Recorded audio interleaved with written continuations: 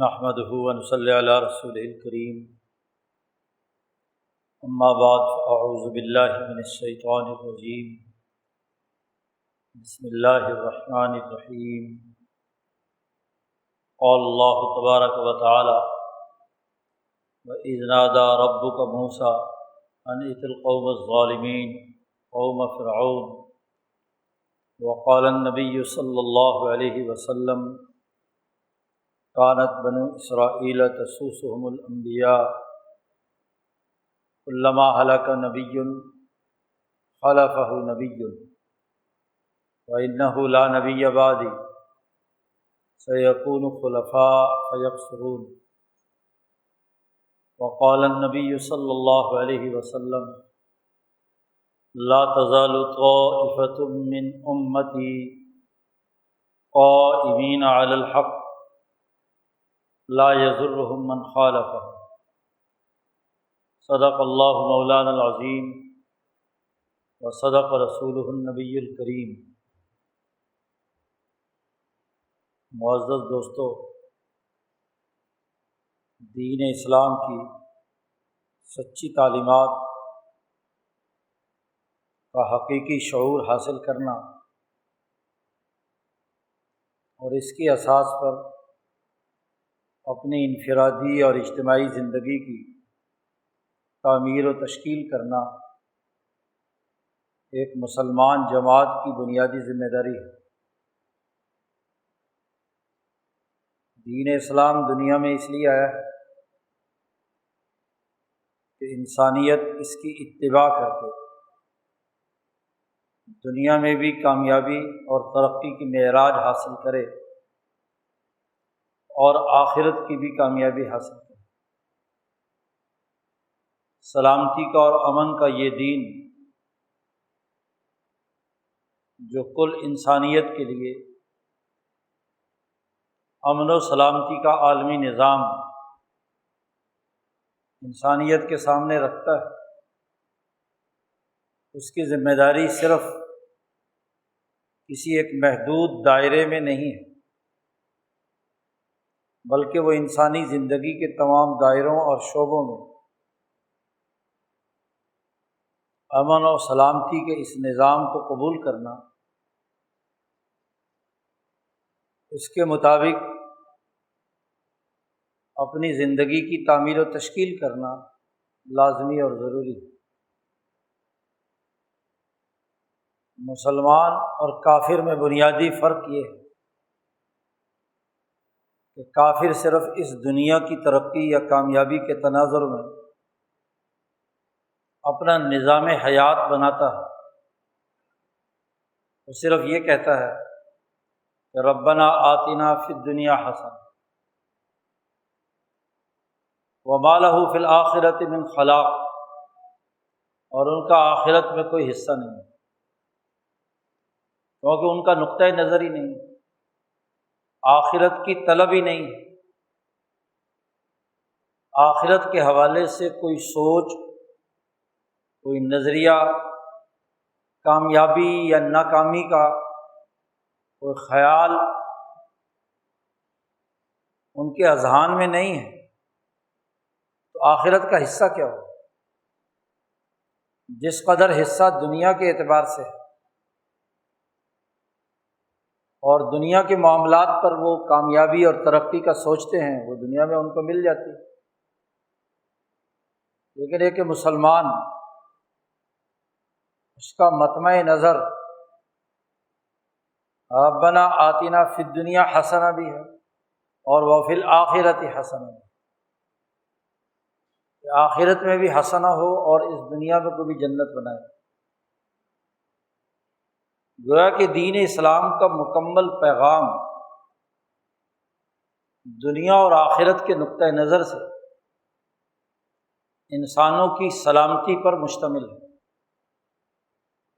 اور یہ تیسرا تصور بھی قطعی غلط ہے کہ آخرت کی کامیابی تو چاہیے ہے لیکن دنیا کی ترقی اور کامیابی نہیں چاہیے۔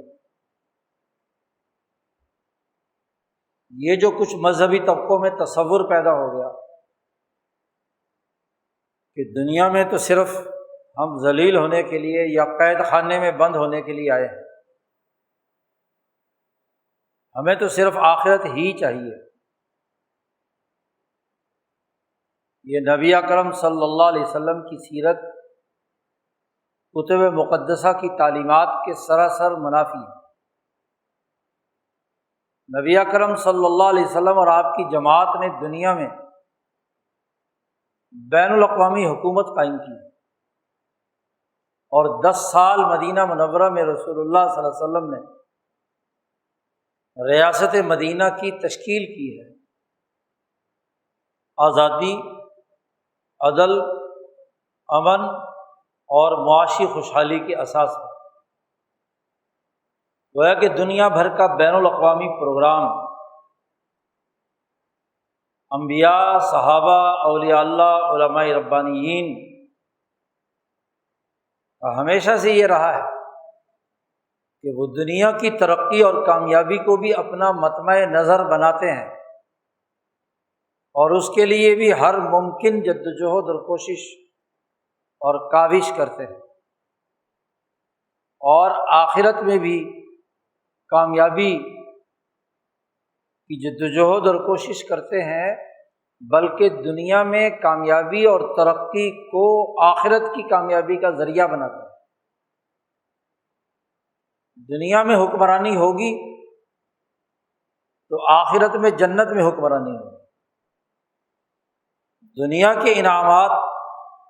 انسانیت میں منصفانہ تقسیم کریں گے،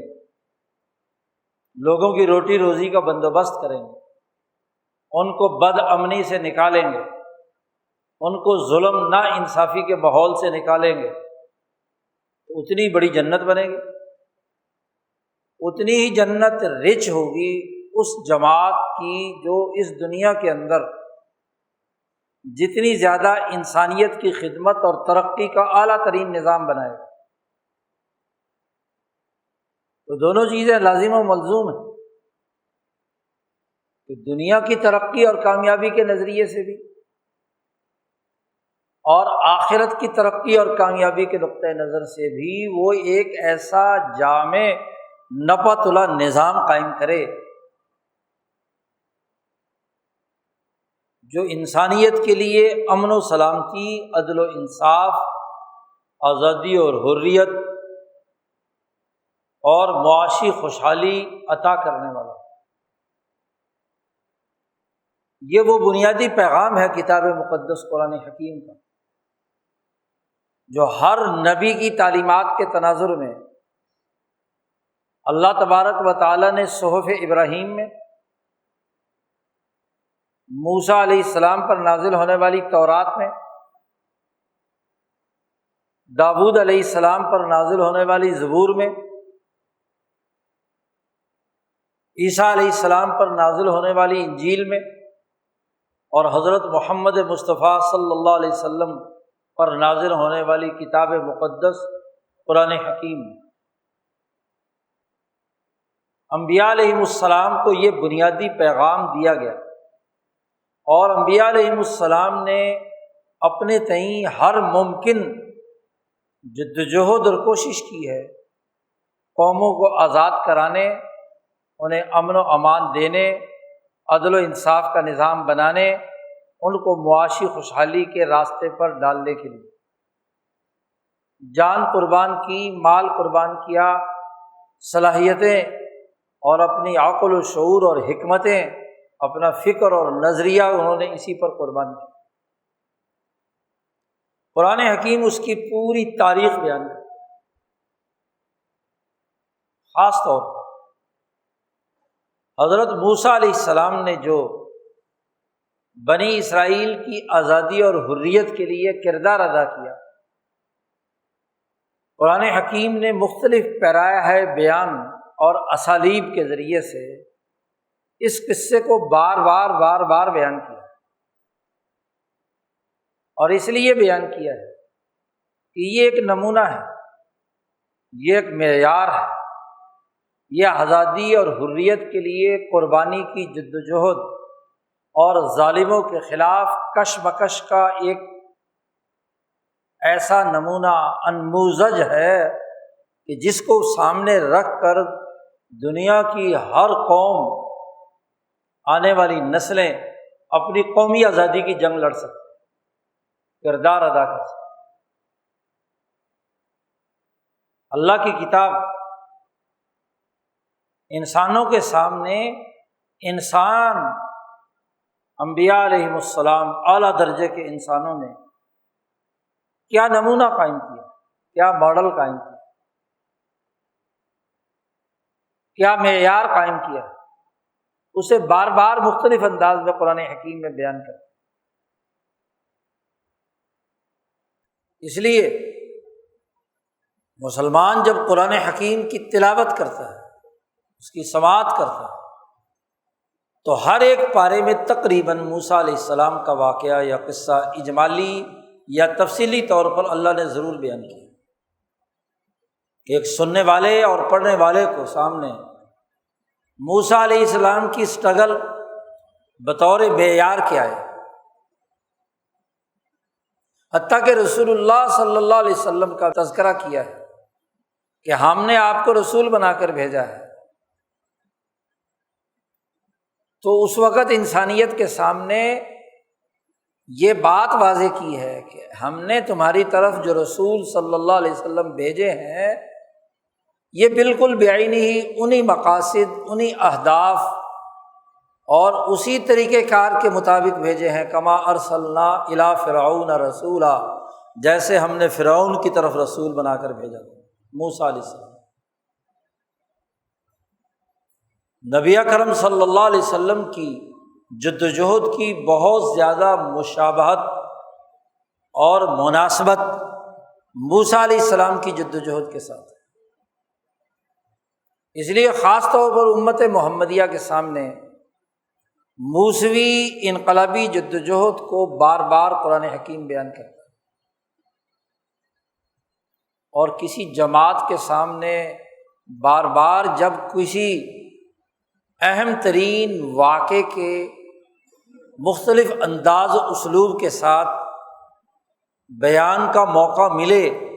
تو جو زیر تربیت یا سننے والے لوگ ہیں ان کے دل و دماغ میں وہ بات پختہ ہو کر رہ جاتی ہے۔ حتیٰ کہ یہ واقعہ اللہ تبارک و تعالیٰ نے یا انبیاء علیہم السلام کے قصص،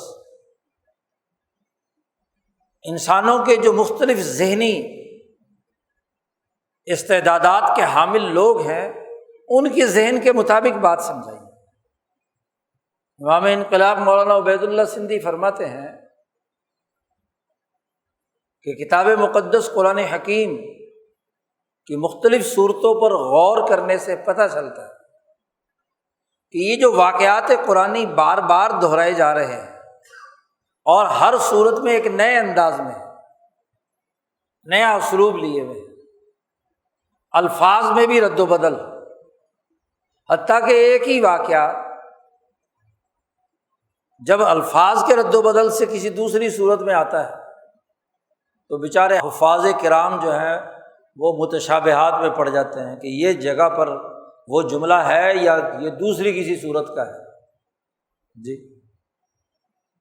کہیں پر موسیٰ کے قصے میں ایک جملہ استعمال کیا ہے، کہیں پر وہ نہیں استعمال کیا، دوسرا استعمال کیا ہے، تو بیچارے حافظ گڑبڑاتے رہتے ہیں، رمضان میں غلطیاں ان کی ہوتی رہتی ہیں۔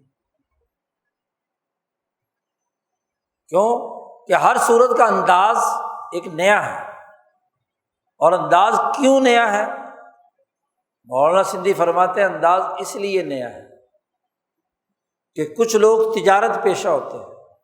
ان کے مسائل کے سمجھنے کا تجارتی انداز ہوتا ہے، یا اس کے محاورات یا اس سے متعلق جو امور ہوتے ہیں وہ ان کے ہاں زیر بحث ہوتے ہیں۔ کوئی کاشتکار پیشہ ہے، ان کا ذہن کاشتکاری کے امور میں بڑا تیز چلتا ہے، کوئی صنعت و حرفت، کوئی کسی اور کردار کے اعتبار سے، مختلف پیشوں، مختلف نسلوں، مختلف مزاجوں اور مختلف خطوں کے تغیر و تبدل سے آدمی کے سمجھنے کا پیراڈائم الگ ہو جاتا ہے۔ جس قسم کے ماحول میں رہتا ہے، جس قسم کی آبادی میں رہتا ہے، جس قسم کے لوگوں میں اس کا اٹھنا بیٹھنا ہوتا ہے، تو بات اسی کے تناظر میں اسے سمجھائی جائے تو سمجھنا آسان ہوتا ہے، اور کسی اور نقطۂ نظر سے آپ سمجھائیں، کسی اور اسلوب میں سمجھائیں تو ان اصطلاحات کا نہ اس بیچارے کو پتہ ہوتا ہے، نہ لینا نہ دینا، تو اسے بات سمجھ میں نہیں آتی۔ تو قرآن حکیم کہیں کاشتکاروں کی ذہنیت کے تناظر میں بات کرتا ہے، کہیں تاجروں کی ذہنیت کے، کہیں صنعت و حرفت سے وابستہ جو لوگ ہیں، اور ممکنہ طور پر انسانی سماج کے یہ تین ہی شعبے ہیں،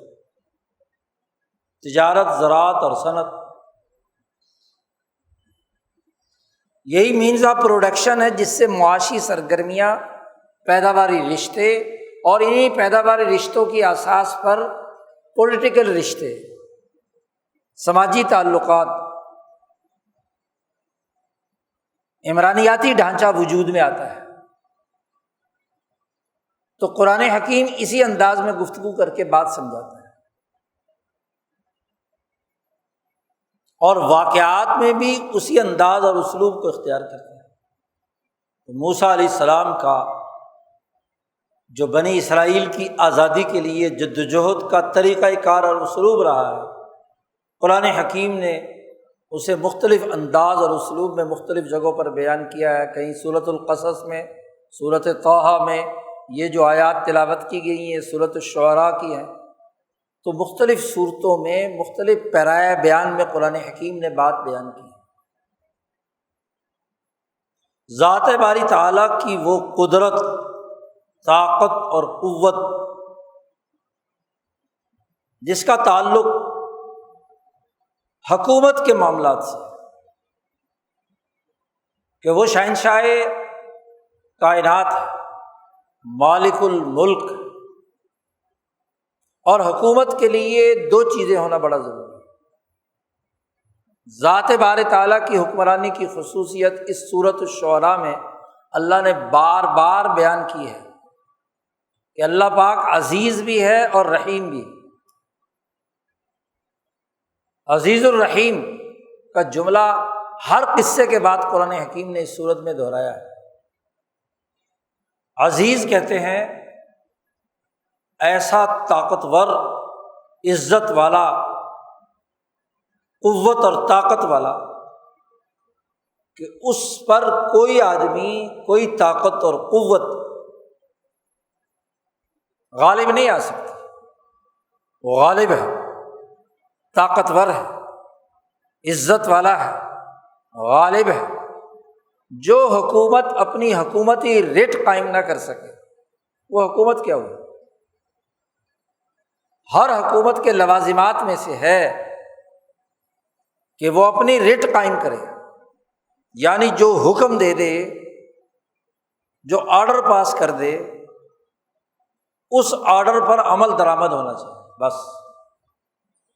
اور یہ عزیز ہونے کے بغیر نہیں ہو سکتا۔ اس لیے ایک اصطلاح جو سورۃ یوسف میں استعمال ہوئی ہے، عزیز مصر،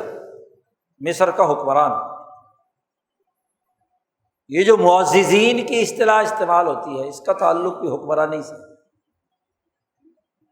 کہ جو سوسائٹی کا وہ فرد جو انسانیت کے فائدے کا کام کرتا ہے، سوسائٹی کی ترقی کے لیے کردار ادا کرتا ہے، وہ فرد جو ہے وہ معزز شہری ہے۔ اس لیے معززین شہر حکومت کے ہاتھ پاؤں ہوتے ہیں۔ آج بھی کسی علاقے کا اے سی، ڈی سی کسی شہر پر حکمرانی کرتا ہے تو ان معززین شہر سے ہی کام لیتا ہے، حکومت اس کے بغیر ہو نہیں سکتی۔ یہ الگ بات ہے کہ فرعون کا عزیز یا عزیز مصر وہ فرعونی خصلتوں کا ہوگا، جب فرعونی نظام ہوگا تو اس کے معززین بھی فرعونی ہوں گے، اور اگر حکمران ظلم کے خاتمے اور عدل و انصاف کے لیے کام کرنے والا ہوگا تو اس کے معاونین، معززین بھی کیا ہوتے ہیں؟ انسانوں کے لیے اپنی حکومتی اتھارٹی ظالموں کے خلاف مظلوموں کی مدد کے لیے استعمال کریں۔ جی، ظلم کے نظام کا معزز آدمی یا معزز جماعت وہ ظالموں کی مدد کرتی ہے اور مظلوموں پر مزید ظلم ڈھاتی ہے، اور جو قومی نقطۂ نظر سے اتھارٹی قائم ہوتی ہے، مملکت قائم ہوتی ہے، نظام بنتا ہے، تو وہاں کا معزز ظالم کے گریبان پر ہاتھ ڈالتا ہے اور مظلوم کی مدد کرنے کے لیے کردار ادا کرتا ہے، وہ مظلوم کا سہارا ہے۔ وہ بات جو ابوبکر صدیق رضی اللہ تعالیٰ عنہ نے معزز بن کر، خلیفہ بن کر کہی تھی کہ میرے نزدیک تمہارا ظالم اور طاقتور وہ انتہائی کمزور ہے میری حکومتی رٹ کے مقابلے میں، اور جو تمہارے کمزور ہیں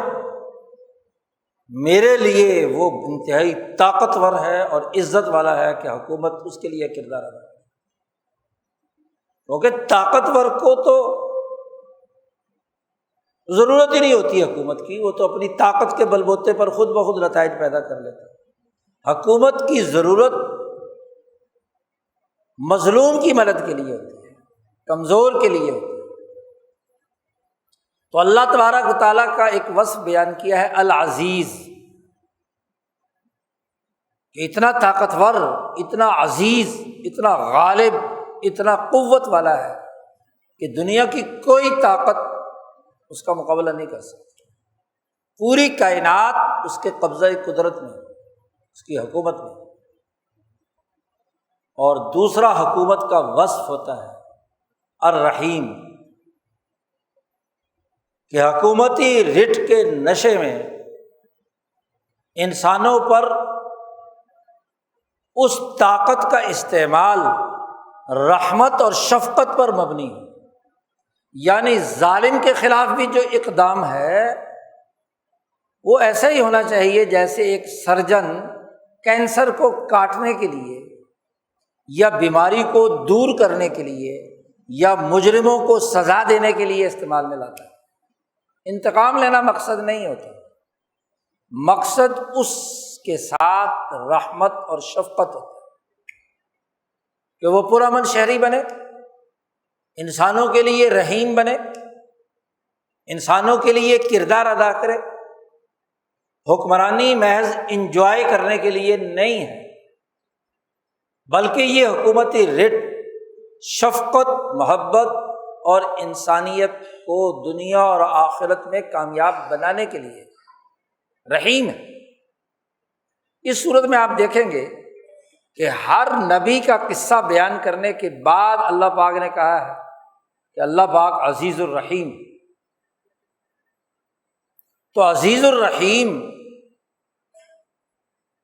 حکومت کی بنیادی وصف ہے۔ اب اس کی بنیاد پر اس کائنات کا رب العالمین، جس کے یہ دو بڑے بنیادی وصف ہیں،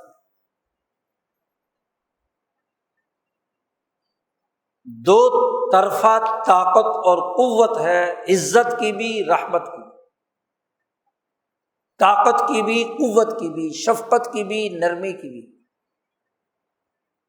اس خدا کا تعارف کرا کر کہا اللہ پاک نے محمد مصطفیٰ صلی اللہ علیہ وسلم کو وَإِذْ نَادَىٰ رَبُّكَ، اے محمد صلی اللہ علیہ وسلم، آپ کے رب نے جب موسیٰ کو پکارا تھا۔ قرآن حکیم میں جب اذ آتا ہے تو دراصل ماضی کی تاریخ کے واقعے کو یاد کرنے کے لیے آتا ہے، اذکر۔ اس لیے اگلی جتنے بھی واقعات بیان کیے ہیں ان میں باقاعدہ ابراہیم کا ذکر کرو، نوح علیہ السلام کا ذکر کرو، اگلی صورت میں واقعات میں بیان کیے ہیں قرآن۔ تو یہاں بھی اس ماضی میں گزرے ہوئے کسی واقعے کو اپنے دماغ میں یاد کرنے کے لیے استعمال ہوتا ہے۔ قرآن نے کہا اذ نادا ربک،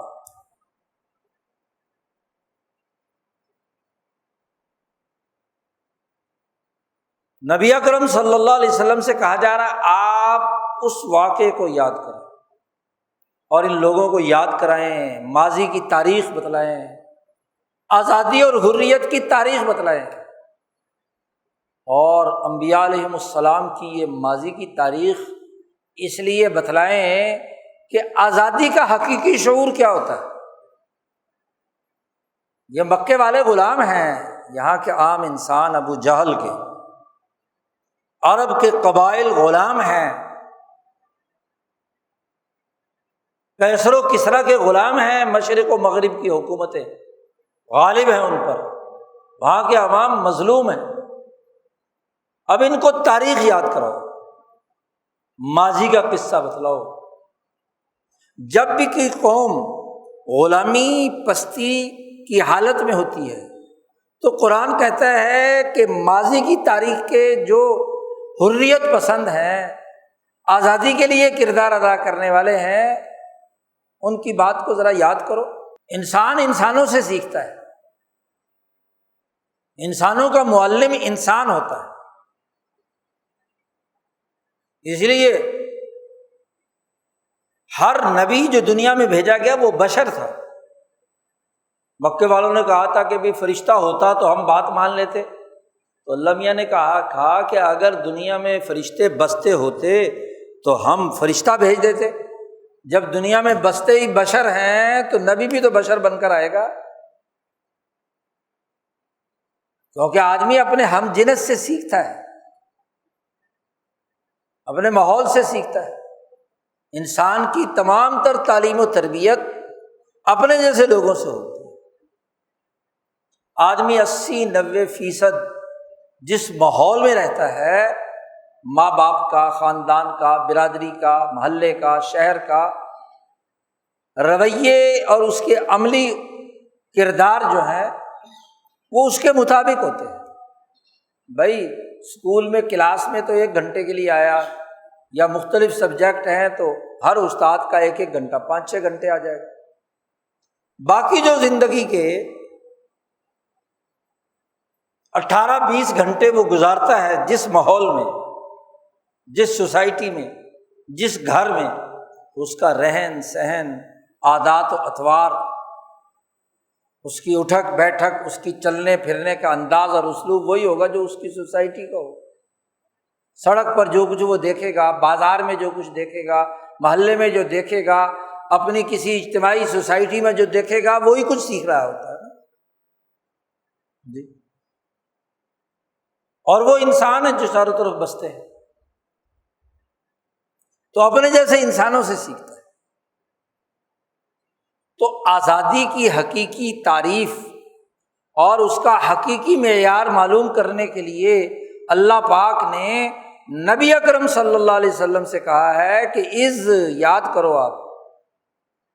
کہ جب نادا ربک موسیٰ، جب تیرے رب نے موسیٰ کو پکارا تھا، آواز دی تھی موسیٰ، اس قصے کو یاد کرو۔ اس اگست کے مہینے میں یہ قصہ یاد کرنا قرآن کی اس تعلیم کے مطابق ہم پاکستانیوں پر بھی فرض ہے۔ آج رسول اللہ صلی اللہ علیہ وسلم اپنے جسمانی وجود کے ساتھ دنیا میں نہیں بھی ہیں تو ان پر نازل ہونے والا یہ قرآن تو موجود ہے، دین اسلام تو موجود ہے۔ ہم ابھی 14 اگست کو آزادی کے نام پر ڈھول ڈھمکا مچائیں گے، جشن بھی منائیں گے، تقریریں بھی بڑی کریں گے، باقی فضول کام کرنے کے بجائے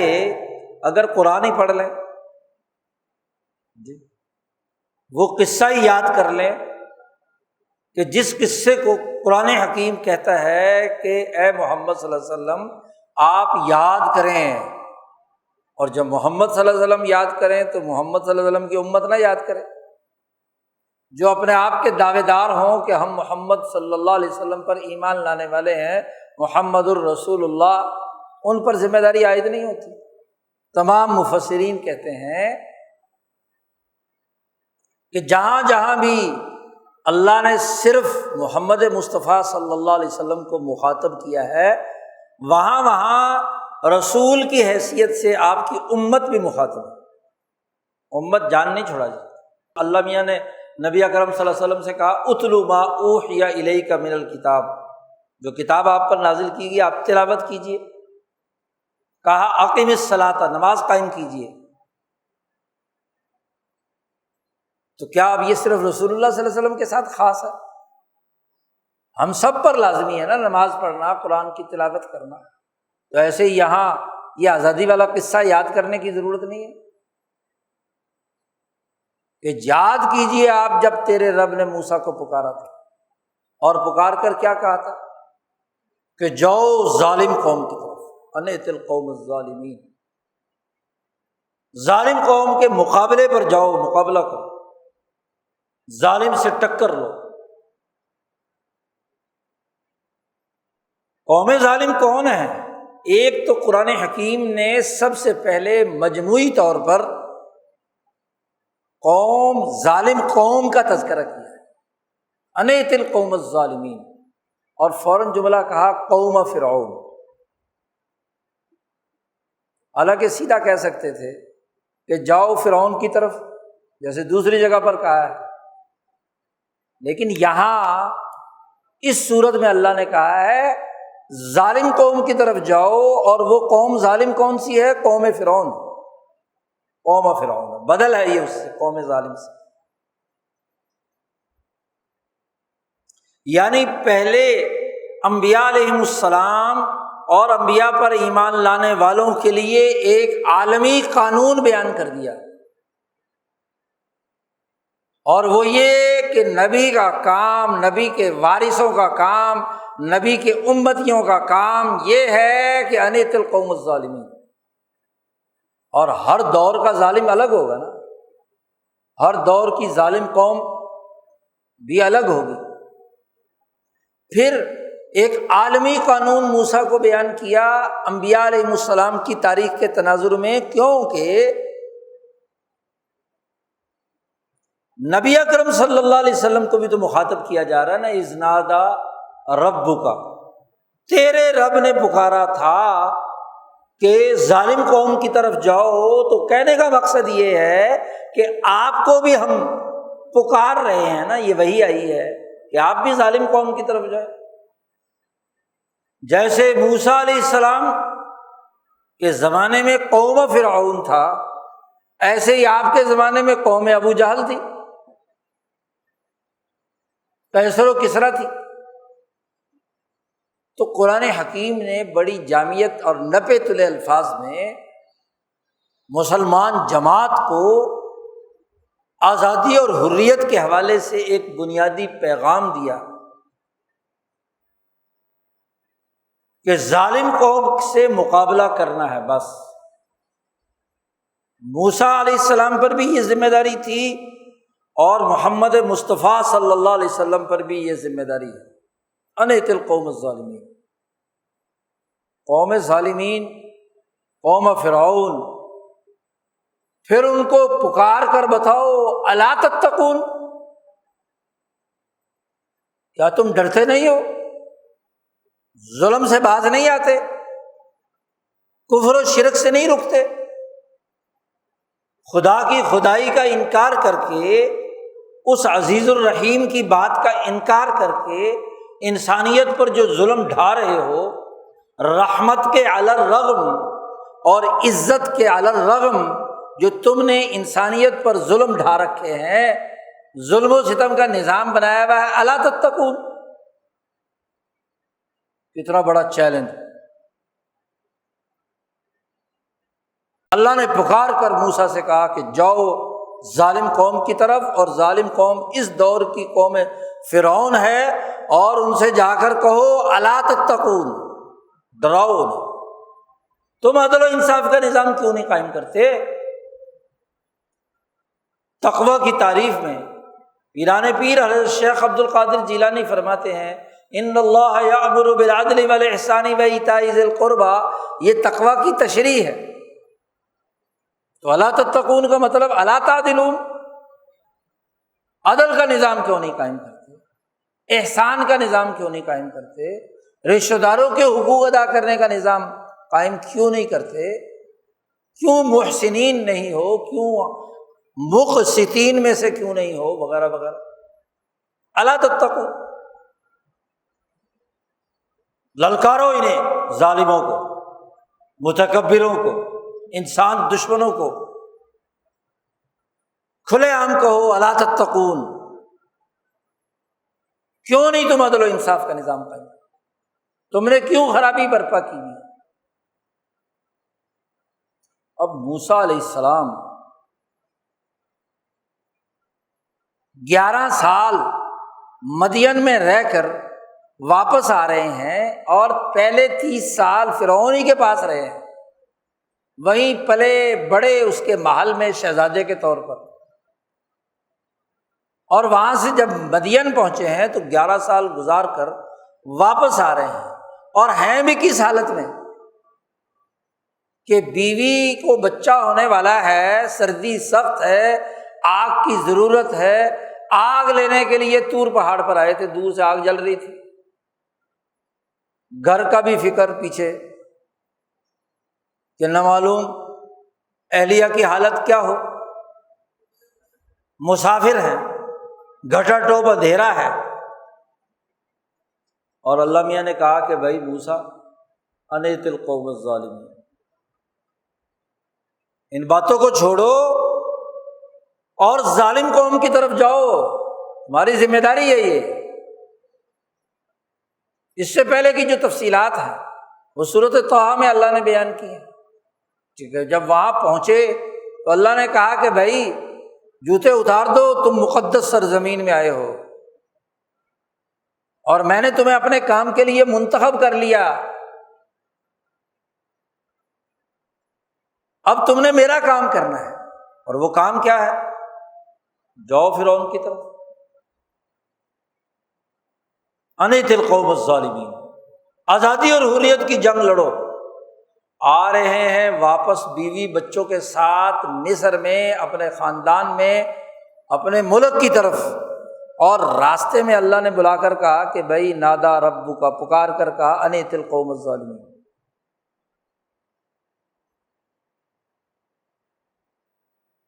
موسیٰ علیہ السلام نے کہا قال ربی انی اخاف ان یقتلون، ظالموں سے میں ٹکر لوں گا، وہاں پہنچوں گا تو مجھے تو ڈر ہے کہ مجھے قتل کر دیں گے، مجھے ڈر ہے۔ 2 عذر بیان کیے، ایک عذر یہ کہ میں نے ان کے لیے وہاں ایک جرم کیا تھا، وَلَهُمْ عَلَيَّ ذَنْبٌ فَأَخَافُ أَن يَقْتُلُونَ، ان کا میں نے ایک بندہ مار دیا تھا جب میں یہاں سے مدین بھاگا تھا، تو اب وہ مجھے فوراً پہچان لیں گے، اور اگر میں ظالم کے دربار میں جا کر بات کروں گا فرعون کے، تو وہ تو فوراً پہچان لے گا، اور پہلا ہی مقدمہ میرے اوپر جو درج ہوا ہے 11 سال پہلے، اس مقدمے میں دھر لیا جاؤں گا، اور دنیا بھر میں قتل کی سزا کیا ہے۔ اس وقت کی فرعون کی کابینہ نے موسیٰ علیہ السلام کے قتل کا حکم جاری کیا تھا نا، تبھی تو وہ فرعون کے دربار کا آدمی درباری بھاگتا ہوا آتا ہے اور موسیٰ علیہ السلام سے کہتا ہے نکل جاؤ یہاں سے، جان بچاؤ، تمہارے قتل کا فیصلہ ہو چکا ہے۔ تو عدالت پہلے سے ہی، حکومت پہلے سے ہی قتل کا فیصلہ کیا ہوا ہے۔ اب موسیٰ علیہ السلام کہتے ہیں میں جاؤں گا تو وہ مقدمہ اوپن ہو جائے گا، اور میرا تو خیال یہ تھا کہ میں جاؤں گا بنی اسرائیل میں رہوں گا، کسی کو کیا پتا 11 سال بعد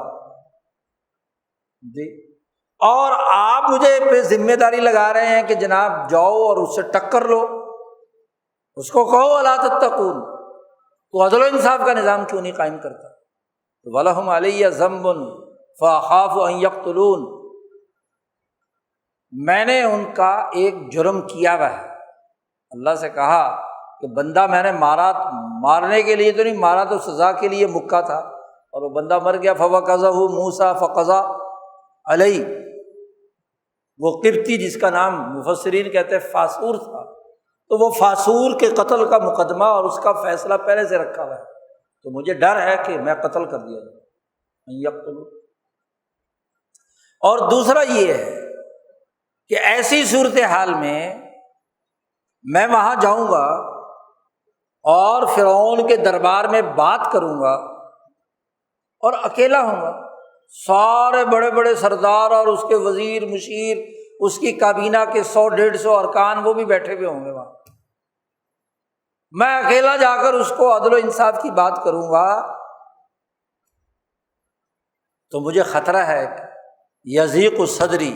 میرا سینہ تنگ ہوگا بات کرتے ہوئے، ولا ینطلق لسانی، اور میری زبان میں چونکہ لکنت ہے میں روانی سے بات نہیں کر پاتا۔ تو اس لیے اگر آپ نے یہ کام کرانا ضروری ہے تو کم از کم میرا ایک معاون ہونا چاہیے، ہارون کو میرے ساتھ کیا ہے بھیج دے، جو جسمانی طور پر لکنت کی وجہ سے جس کو اپنی گفتگو پوری فصاحت و بلاغت سے بیان کرنے کا موقع نہ ملے اور وہ کچھ اٹک کر بات کرے تو اس کا امپریشن اتنا اچھا نہیں ہوتا۔ اس لیے ہارون کی سفارش کرتے ہوئے دوسری جگہ پر سورۃ طٰہٰ میں کیا ہوا، افصح منی لسانا فارسلہ معی رد ان یصدقنی، میرا وزیر بنا دے اسے، میرا کچھ بوجھ اس پر ہو، اور کسی اہم چیلنج کو قبول کرنے کے لیے اگر اکیلا ایک آدمی ہو تو ممکن ہے کہ وہاں جو پریشر پڑے تو اس سے کہیں بات پورے طریقے سے نہ ہو سکے تو کوئی ایک معاون ہو، ایک بندہ تو میرے ساتھ ہو نا، تو 2 بندے 2 آدمیوں کا ہونا، جماعت کی اجتماعیت کا ہونا یہ تو ضروری ہے نا۔ تو ہارون کو میرے ساتھ بھیج دیں۔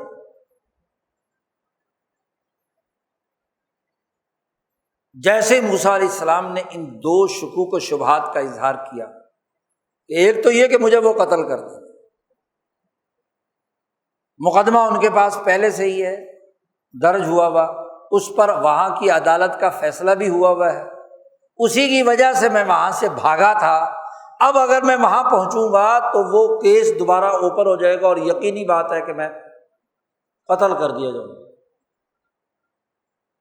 دوسری بات یہ ہے کہ میں دربار میں جا کر بات کروں گا تو بات پورے طریقے سے فصاحت و بلاغت کے ساتھ بیان کرنے میں ہو سکتا ہے میرے لیے رکاوٹ ہو، تو میرا معاون ہونا چاہیے۔ اللہ نے کہا قال کلا، ہرگز جی وہ تمہیں قتل نہیں کر سکتے، اس مقدمے میں تمہیں قتل نہیں کر سکتے، اور نہ یہ ہو سکتا ہے کہ تمہارا سینہ تنگ ہو اور تمہاری بات اور گفتگو جو ہے اس میں کوئی رکاوٹ پیدا ہو، ایسا نہیں۔ کلا، اللہ نے کہا انا معکم مستمعون، ہم تمہاری پوری گفتگو سن رہے ہوں گے، ہماری نگرانی میں جا رہے ہوتے ہیں۔ دوسری جگہ پر کہا کہ میں دیکھ بھی رہا ہوں اور سن بھی رہا ہوں، اسمع و ارا، میں تمہاری گفتگو بھی سنوں گا، یعنی جب تمہارا مکالمہ فرعون سے ہو رہا ہوگا تو اللہ نے کہا میں بادشاہ مطلق شہنشاہ کائنات تمہارے اس مکالمے کو براہ راست سن بھی رہا ہوں گا اور وہ منظر بھی میں دیکھ رہا ہوں، اس لیے میں تمہیں کہتا ہوں کہ وہ تمہارا بال بھی نہیں بگاڑ سکتے۔ کلا، دوسری بات تم نے کہی تھی کہ ہارون کو میرے ساتھ شامل کر دو، تو ٹھیک ہے، فاتیا، دونوں جاؤ، جبریل امین کو ہارون کی طرف بھی بھیج دیا، جاؤ ہارون سے کہو کہ تمہارے ساتھ جائے۔ فاتیا فقولا، جاؤ اور جا کر فرعون کے دربار میں پوری گفتگو بھی سمجھا دی اللہ نے، کہو کہ انا رسولا رب العالمین، ہم رب العالمین کے رسول اور پیغمبر بن کر آئے، پیغام لے کر آئے۔ عالمین، تمام جہانیں، پوری کائنات، آسمان و زمین، کہ اس رب کو جو العزیز اور الرحیم ہے، اس رب العالمین کی طرف سے ہم رسول بن کر آئے ہیں، جاؤ جا کر بات کرو۔ مفسرین لکھتے ہیں کہ موسیٰ علیہ السلام آئے مصر میں، ہارون علیہ السلام سے بات کی، اور دونوں کئی دفعہ فرعون کے دربار میں جانے کی کوشش کر رہے ہیں، لیکن وہ سب داخل ہی نہیں ہونے دیتے، کئی دفعہ کوشش کی۔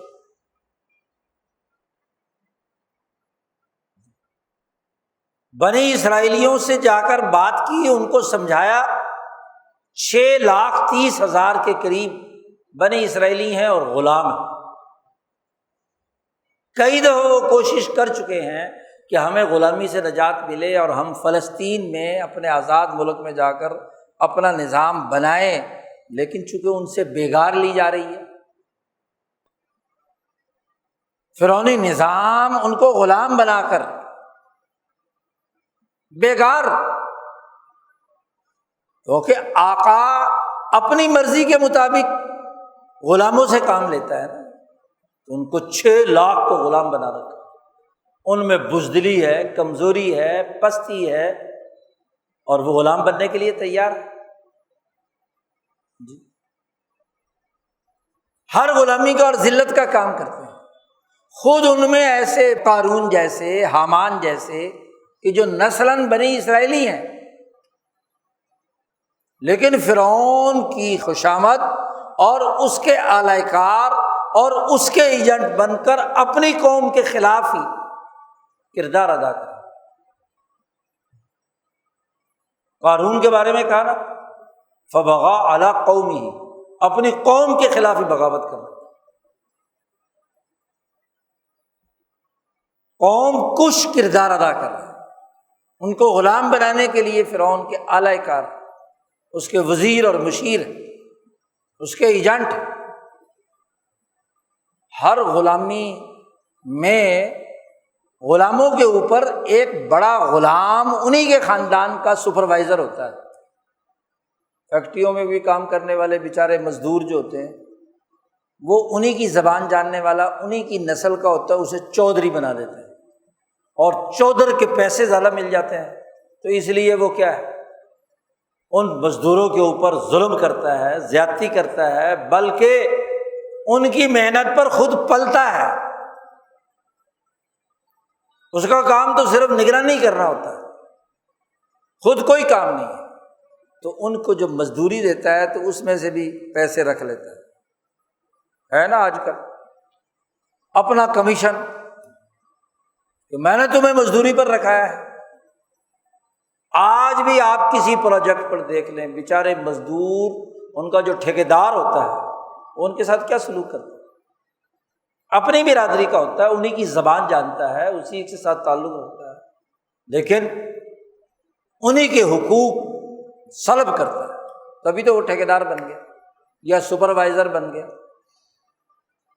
یا پروجیکٹ مینیجر۔ تو کسی بھی قوم پر ظلم کے نظام کو قائم کرنے کے لیے جو آقا ہوتے ہیں نا، وہ مینیجر منتخب کرتے ہیں، وہ ان عوام کا منتخب کردہ نہیں ہوتا، وہ ان کا سلیکٹ کیا ہوا مینیجر ہوتا ہے جو ان کے مفادات کے لیے کردار ادا کرتا ہے۔ ریاستوں اور قوموں پر جب غلامی کا عذاب مسلط ہوتا ہے تو ایسا ہی نظام وجود میں آتا ہے، فرعون کے زمانے میں بھی ایسا ہے، اور ماشاءاللہ آج کے زمانے میں بھی ایسا ہے۔ دنیا کے 5 چودھری ہیں جو ویٹو پاور رکھتے ہیں، باقی 188 ملک اور ان کی اکثریت وہ مزدور ہیں کہ جن مزدوروں پر انہی کی قوم کا ایک مینیجر، وہ جس 5 میں سے جس کے غلام ہیں، وہ آقا طے کرتا ہے کہ ان کا مینیجر کون ہوگا، کون سا خاندان مسلط کیا جائے گا، کون سے چودھری بنائے جائیں گے، کون سے ان کے صدر وزیر اعظم بنیں گے، وہ مینیجر ہوتے ہیں، اس میں ان مزدوروں کا کوئی عمل دخل نہیں ہوتا۔ تو ایسے مینیجر بنا رکھے تھے قارون بھی ایسا ہی ایک مینیجر تھا، حامان بھی ایک ایسا ہی مینیجر تھا، اور پھر ایک مذہبی مینیجر ہوتا ہے اور ایک سیاسی مینیجر ہوتا ہے۔ مذہبی مینیجر کا کام ہوتا ہے کہ مذہب کی اساس پر جن کو مذہب کا شوق ہو تو وہ مذہبی مزدور اکٹھے کرے، کہ جب فرعون کو ضرورت ہو تو وہ اپنے ان مذہبی مزدوروں سے کام لے کر مذہب کی اساس پر اپنے ظلم کو جسٹیفائی کر سکے، وہ آیات بیچے، وہ تحریف کرے، وہ مذہب فروشی کا کام کرے، تو ان کے جو مذہبی مینیجر ہیں وہ بھی وہی مقرر کرتے ہیں، وہ چاہے احبار ہوں، رہبان ہوں، کوئی مولا ناز ہوں، کوئی اجنا والا، کوئی اور برہمن ہو، کوئی بھی ہو،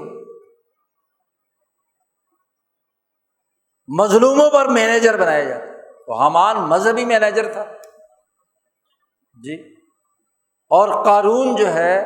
وہ معاشی اور سیاسی مینیجر تھا کہ ان سب کو اکٹھا کرو اور ان سے کیا ہے کام لو، بیگار لو، اور اس کے ذریعے سے اس کو دولت جمع کرنے کا فن آ گیا۔ اس نے جو کہا تھا نا اوتیتہ علی علم عندی، میں نے یہ مال اس علم کی بنیاد پر جو میرے پاس ہے اس کے ذریعے سے کمایا ہے، یعنی کیسے ان مزدوروں کی تنخواہ میں سے کٹوتی کر کے بچانا ہے، اور کیسے فرعون سے یا حکمرانوں سے زیادہ اس پروجیکٹ کے لیے پیسے وصول کر رہے ہیں، تبھی تو قارون بنا نا۔ اس لیے آپ دیکھیے کہ ایسے غلام ملکوں کے جو مینیجر ہوتے ہیں نا وہ بڑے مالدار ہوتے ہیں، وہ مارکوس ہو یا کوئی اور اسی طرح کا نمائندہ ہو تو وہ بڑے بڑے کوٹھیاں، بنگلے، جائیدادیں اور لوٹ مار کا مال بڑی وافر مقدار میں ان مینیجروں کے پاس ہوتا ہے، حتیٰ کہ خود حکمرانوں کے جو نمائندے ہوتے ہیں وہ بھی اتنے مالدار نہیں، امریکی صدر اتنا مالدار نہیں جتنا صدر مارکوس مالدار ہے۔ تو یہ قارون ہے نا، جس نے خود بنی اسرائیل کے خلاف بغاوت کی۔ اب ایسے ماحول میں کہ دربار کے اندر وہ حامان مذہبی مینیجر بھی بیٹھا ہے، بنی اسرائیل کا نمائندہ، اور وہ قارون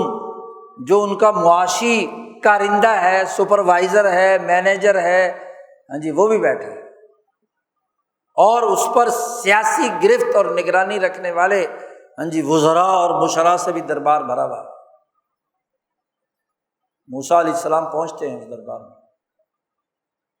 دروازہ کھٹکھٹاتے رہے کافی دیر۔ مفسرین لکھتے ہیں جو چوکیدار کو، جو چیف سیکورٹی افسر ہے، اسے کہا کہ ہمیں فرعون سے ملنا ہے، ہمیں اندر جانے دو۔ انہوں نے کہا بھی تم کون ہو، کس حیثیت میں ملنا چاہتے ہو؟ انہوں نے کہا کہ جا کر فرعون کے سامنے کہنا کہ ہم دونوں جو ہیں وہ رب العالمین کا پیغام لائے ہیں۔ فرعون کا دعویٰ کیا تھا کہ انا ربکم الاعلیٰ، میں تمہارا بڑا رب ہوں۔ رب کہتے ہیں پالنے والے کو، نشو و ارتقاء کرنے والے کو، لوگوں کی ضروریات پوری کرنے والے کو۔ مربی بھی اپنے زیر تربیت افراد کی ذہنی، علمی، جسمانی نشو و نما کا کردار ادا کرتا ہے۔ تو وہ معلمین بھی ہوتے ہیں، منتظمین بھی ہوتے ہیں۔ اب وہ کہتا تھا کہ میں تمام جتنے بھی مربی ہیں، جتنے بھی رب ہیں، ان تمام کا میں رب العالیٰ۔ اللہ نے کہا جا کر کہنا کہ ہم رب العالمین کے رسول ہیں۔ تو رب العالیٰ اپنے آپ کو کہہ رہا ہے تو ہم رب العالمین کے نمائندے ہیں، ان کا پیغام لائیں۔ مفسرین لکھتے ہیں کہ پہلے تو سیکورٹی والوں نے انہیں قریب بھی نہیں پھٹکنے دیا، پھر چونکہ بار بار آ کر تنگ کر رہے تھے تو انہوں نے جا کے فرعون سے کہا کہ بھائی دو بندے باہر کھڑے ہیں اور وہ کہہ رہے ہیں کہ ہم رب العالمین کے نمائندے ہیں، رسول ہے۔ اس نے کہا ہاں، میرے سے بڑا کوئی رب ہے دنیا میں؟ ربکم الاعلیٰ، رب اعلیٰ تو میں ہوں۔ فرعون کہتا ہے تو میرے سے بڑھ کر کون رب العالمین، ایک عالم بھی نہیں، پتہ نہیں کتنے عالمین، کائنات کا رب۔ تو مفسرین لکھتے ہیں کہ اس نے چیف سیکورٹی آفیسر سے کہا کہ یار لاؤ ذرا گپ شپ کرتے ہیں، ان سے کھیل تماشا کرتے ہیں، اور مذاق ہی ہے نا، بیچارہ کون ہوگا یضحک منہ۔ انہوں نے کہا ہم ذرا تضحیک یعنی گپ شپ کھیل تماشا اس سے کچھ چھیڑخانی کرتے ہیں۔ اس کو اتنا زوم اور ناز تھا کہ کیا ہے، میرے سے بڑھ کر کوئی اور رب تو ہے کوئی نہیں اس پوری دنیا میں، تو اب اگر یہ کوئی رب العالمین کے کوئی لوگ آئے ہیں تو چلو ان سے چھیڑخانی کرتے ہیں، چلو۔ تو دل پشوری کرنے کے لیے اس نے بلا لیا جی، کھیل تماشے کے لیے۔ مفسرین لکھتے ہیں کہ جناب اس کے دربار میں وہ سیکورٹی والوں کے پاس شیر، چیتے اور بھیڑیے، وہ پوری کی پوری فورس تھی۔ کچھ تو انسانوں کی تھی جو کرسیوں پہ بیٹھی ہوئی تھی، شیر، چیتے، بھیڑیے، اور کچھ جانور تھے جنگل کے جو سدھائے ہوئے تھے، اور جو سدھایا ہوا کتا، سدھایا ہوا شیر، سدھایا ہوا کیا نام ہے چیتا ہوتا ہے، تو اس کو جو اشارہ کرو تو اس کے مطابق۔ تو سیکورٹی والے چوکنا تھے کہ بھائی یہ بندے تو دو اندر آ رہے ہیں اور اجنبی ہیں، ہاں جی، کوئی پیغام کی بات کر رہے ہیں، تو کوئی اگر خطرناک بات ہوئی، فرعون اشارہ کرے تو۔ جیسے موسیٰ علیہ السلام دربار میں داخل ہوئے فرعون کے، ہارون علیہ السلام بھی ساتھ ہیں، تو وہ جتنے جانور تھے، انسانی جانور تو بیٹھے رہے، لیکن یہ جو حقیقی جانور تھے وہ سب کے سب موسیٰ علیہ السلام کی طرف متوجہ ہو گئے۔ موسیٰ علیہ السلام کی روحانیت اور آپ کے پاس جو اللہ نے معجزات اور آیات اور نشانیاں دی تھی، نور نبوت جو آپ کے سینے میں تھا، آپ کے اور ہارون کے، انسان سمجھ پائیں نہ سمجھ پائیں لیکن جانور سمجھتا ہے جی۔ جب اس کی روشنی اور اس کا عکس العزیز الرحیم کے نمائندے ہیں، جو طاقتور بھی ہے اور رحیم بھی ہے، انتقام لینا بھی جانتا ہے اور رحمت اور شفقت بھی۔ اس کا نور جب موسیٰ علیہ السلام کے سینے سے نکل کر دربار پر پوری جرأت اور ہمت سے پڑ رہا ہے، تو وہ سب چیتے اور جناب شیر اور بھیڑیے دوڑتے ہوئے موسیٰ علیہ السلام کی طرف آ رہے۔ فرعون کو پہلے تو خطرہ لاحق ہوا کہ بھائی یہ تو ہاں جی، ہم نے تو کھیل تماشے کے لیے بلایا تھا، کہیں معاملہ گڑبڑ نہ ہو جائے۔ انہوں نے اپنے اپنے لوگوں سے اپنا رسے توڑائے اور سیدھے آ گئے، اور موسیٰ علیہ السلام اور ہارون علیہ السلام کے پاؤں چاٹنے لگے، اپنا چہرہ پنڈلیوں کے ساتھ رگڑنے لگے، اور دم بالکل نیچے جھکا کر، جو ایک فرما بردار جیسے کتا لپٹ جاتا ہے اپنے مالک کے ساتھ۔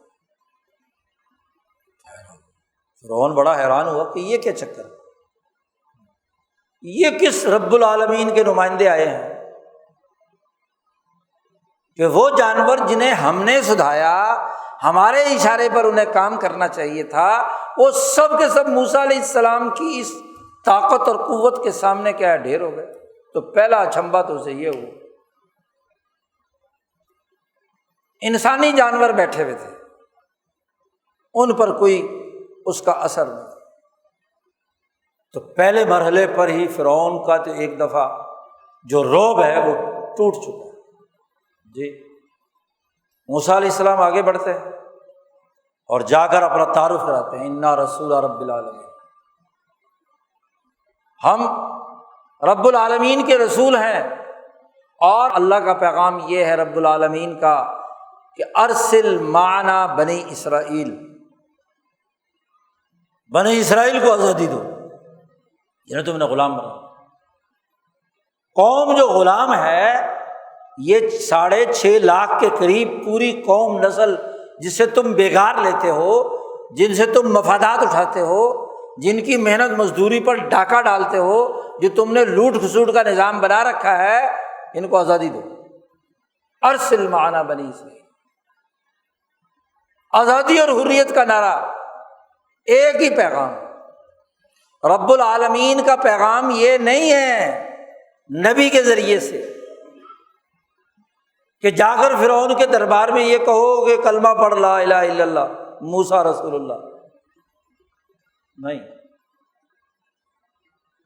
ظالم، متکبر انسان، دشمن، اس کے کلمے کا کیا اعتبار ہے؟ اس کا تو کلمہ بھی غلامی والا ہے۔ کلمہ تو بعد کی بات ہے، پہلے جو جرم کر رہا ہے، انسانوں کو غلام بنا رکھا ہے، پہلے اس غلامی سے تو توبہ کرے، کیونکہ کلمے کے لیے جب لا الہ کی ہوگی چھری، تو لا الہ کی چھری سب سے پہلے جرائم سے کا انکار کی ہوگی نا، اس کے بغیر تو الا اللہ ہو نہیں سکتا۔ پہلی بات سورۃ طٰہٰ میں بھی اللہ نے یہ کہا وَقُولَا لَهُ قَوْلًا لَيِّنًا، نصیحت حاصل کرے، پاک ہو جائے، ہو سکتا ہے یخشا، ڈرے۔ وہاں بھی یہ بات کہی ہے، اور یہاں بھی کہا پہلے جا کر کہو کہ ارسل معنا بنی اسرائیل، یہ رب العالمین کا پیغام لے کر آئے۔ دو باتیں کہی، ایک تو یہ کہ ہم اللہ کے نمائندے ہیں، رب العالمین کے نمائندے ہیں، تم اپنے آپ کو ربکم الاعلیٰ کہہ رہے ہو، تو تمہارے مقابلے میں ایک رب ہے جو رب العالمین، ہم اس کے نمائندے ہیں، اور ہماری اس نمائندگی کا بنیادی مقصد یہ ہے کہ رب العالمین نے پیغام دیا ہے کہ بنی اسرائیل کو آزادی دو، اور ہم انہیں لے کر اپنے آزاد مملکت میں فلسطین میں لے جانا چاہتے ہیں۔ ارسل معنا بنی اسرائیل، حکم ہے کہ رہائی دو، آزادی دو۔ تم نے یہ جو گوانتانا موبے کے اندر گرفتار کر رکھا ہے نا 6 لاکھ لوگوں کو، تم نے یہ جو پاکستان کی ریاست میں 24 کروڑ لوگوں کو غلام بنا رکھا ہے نا، تم نے جو یہ ایشیا اور افریقہ کے غریب ملکوں پر ان پر غلامی مسلط کر رکھی ہے، پہلے آزادی دو۔ ارسل معنا بنی اسرائیل۔ قرآن کہتا ہے یاد کیجئے اس واقعے کو اے محمد صلی اللہ علیہ وسلم، اذ نادا ربک، اور یہ دیکھیے کہ اللہ نے بھیجا اور موسیٰ علیہ السلام نے جا کر اس فرعون کے دربار کے اندر واضح طور پر یہ آزادی کا اعلان کیا ہے۔ اے محمد صلی اللہ علیہ وسلم، آپ اس قصے کو یاد کر لیجیے، ارسل معنا بنی اسرائیل۔ تو قریش پر جو ظلم کرنے والے ابو جہل ان سے آزادی کا سب سے پہلا اعلان، کَلَّا لَئِن لَّمْ يَنْتَهِ لَنَسْفَعًا بِالنَّاصِیَةِ، تیری پیشانی پکڑ کر گھسیٹ لیں گے ہم، تجھے یہ حق نہیں ہے کہ اِنَّ الْإِنسَانَ لَيَطْغَىٰ، کہ سرکشی کرے۔ تو پہلا پیغام ہی یہ تھا، نبی اکرم صلی اللہ علیہ وسلم کا بھی پہلا پیغام، آزادی اور حریت۔ اب جیسے ہی موسیٰ علیہ السلام نے پورے رعب، دبدبے، طاقت اور قوت سے یہ پیغام دیا تو فرعون صاحب ہل گئے، بجائے کوئی براہ راست جواب دینے کے ایک احسان جتلا رہا ہے۔ قال الم نربک فینا ولیدا ولبثت فینا من عمرک سنین، اوے تو وہی تو نہیں ہے جس کی بچپن سے لے کر بڑے تک ہم نے تمہیں پالا پوسا، نربک فینا ولیدا، ہمارے محل میں رہ کر تو پالا پوسا۔ موسیٰ علیہ السلام کو پہچان لیا کہ تو وہی آدمی ہے۔ اب تو کہتا ہے میں رب العالمین کا رسول ہوں، تیرا تو سارا بچپن 25-30 سال کی عمر ہمارے پاس گزری، الم نربک فینا ولیدا ولبثت فینا من عمرک سنین، 30 سال تو ہمارے اندر رہا ہے۔ سب سے پہلے تو احسان جتلا ہے، گویا کہ ہم نے ہی تمہیں پالا پوسا بڑا کیا، لیڈر بنایا، اب تک کیا، اور اب تم ہمارے خلاف ہی آنکھیں دکھا کر آزادی کی نعرے لگا رہے ہو؟ کیا تمہیں احسان یاد نہیں ہے؟ جب قومیں غلام ہوتی ہیں اور ان کا کوئی غلام لیڈر آزادی کا نعرہ لگاتا ہے، آزاد ہونا چاہتا ہے، تو سب سے پہلے وہ ظالم سسٹم یہی کہتا ہے کہ بھائی تمہاری نشو و ارتقاء، تمہاری پیدائش غلامی میں ہوئی ہے، اور ہماری خسروانہ حکومت کے اندر تم پلے بڑے ہو، ہم نے تمہیں زندہ رہنے کا موقع دیا ہے۔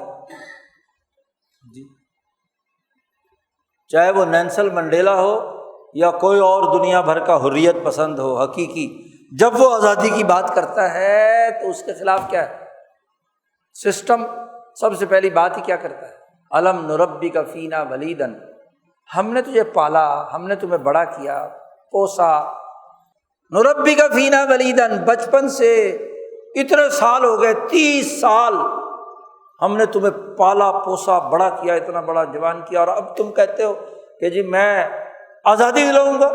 حقیقی آزادی؟ یہ دعویٰ کیسا؟ وَلَبِثْتَ فِينَا مِنْ عُمُرِكَ سِنِينَ، تو نے ہمارے اندر ایک طویل عمر گزاری ہے۔ اچھا، پھر تو ایک ایسا آدمی بھی ہے کہ تو نے اس احسان کا بدلہ یہ دیا کہ ہمارا ایک بندہ مار کے بھاگ گیا۔ وَفَعَلْتَ فَعْلَتَكَ الَّتِي فَعَلْتَ وَأَنْتَ مِنَ الْكَافِرِينَ، بڑی عجیب بات کہی فرعون، کہتے تجھے وہ فعلہ یاد ہے، وہ جو تو حرکت کر کے گیا تھا، بندہ مار کے گیا تھا، تو مجرم ہے، تیرے خلاف مقدمہ ہے، تو نے وہ بندہ مارا تھا۔ وَفَعَلْتَ فَعْلَتَكَ الَّتِي، فعلہ کہتے ہیں عربی میں کہ ایک مرتبہ کوئی کام کرنا اور وہ اہم ترین کام ہو۔ بعض مفسرین بعض قرأتوں میں اس کو فعلہ بھی پڑھا گیا، ہماری قرأت تو فعلہ ہی ہے، تو فعل ہو تو مطلق، تو نے جو حرکات کی ہیں، فعل کیے ہوئے ہیں، وہ تجھے یاد ہے تو کیا کر کے گیا تھا؟ اور پھر آج تو ان غلاموں کی آزادی کے لیے آ رہا ہے، تو وہ انت من الکافرین، اس سے پہلے تو بھی انہی کی جماعت میں تھا نا۔ مفسرین نے اس کے کئی معنی بیان کیے انت من الکافرین۔ ایک تو یہ بیان کیا کہ تو انتہائی ناشکرا آدمی ہے، ہم نے پالا پوسا بڑا کیا، پھر ہمارا ہی بندہ مار کے چلا گیا، تو اس سے زیادہ ناشکری کیا ہو سکتا؟ اور اگر تم یہ کہتے ہو، دوسری تفسیر مفسرین کہتے ہیں کہ کافرین یہ بھی ہو سکتا ہے کہ جن کی آزادی کے لیے، جن کی غلامی کے لیے تم بات کر رہے ہو، اور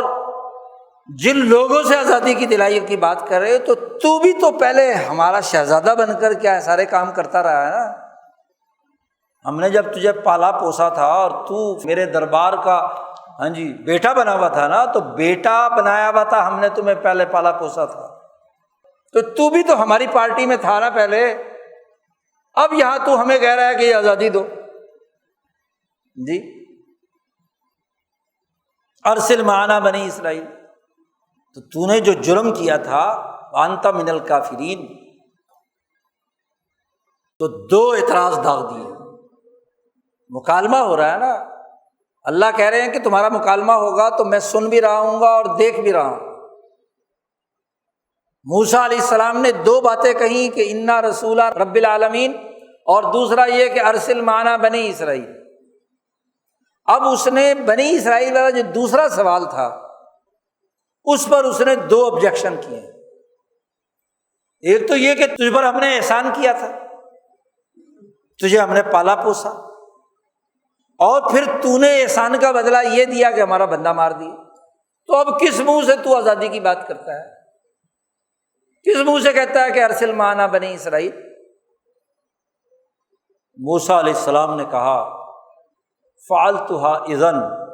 وانا من الضالین۔ پہلی بات تو یہ کہی کہ واقعی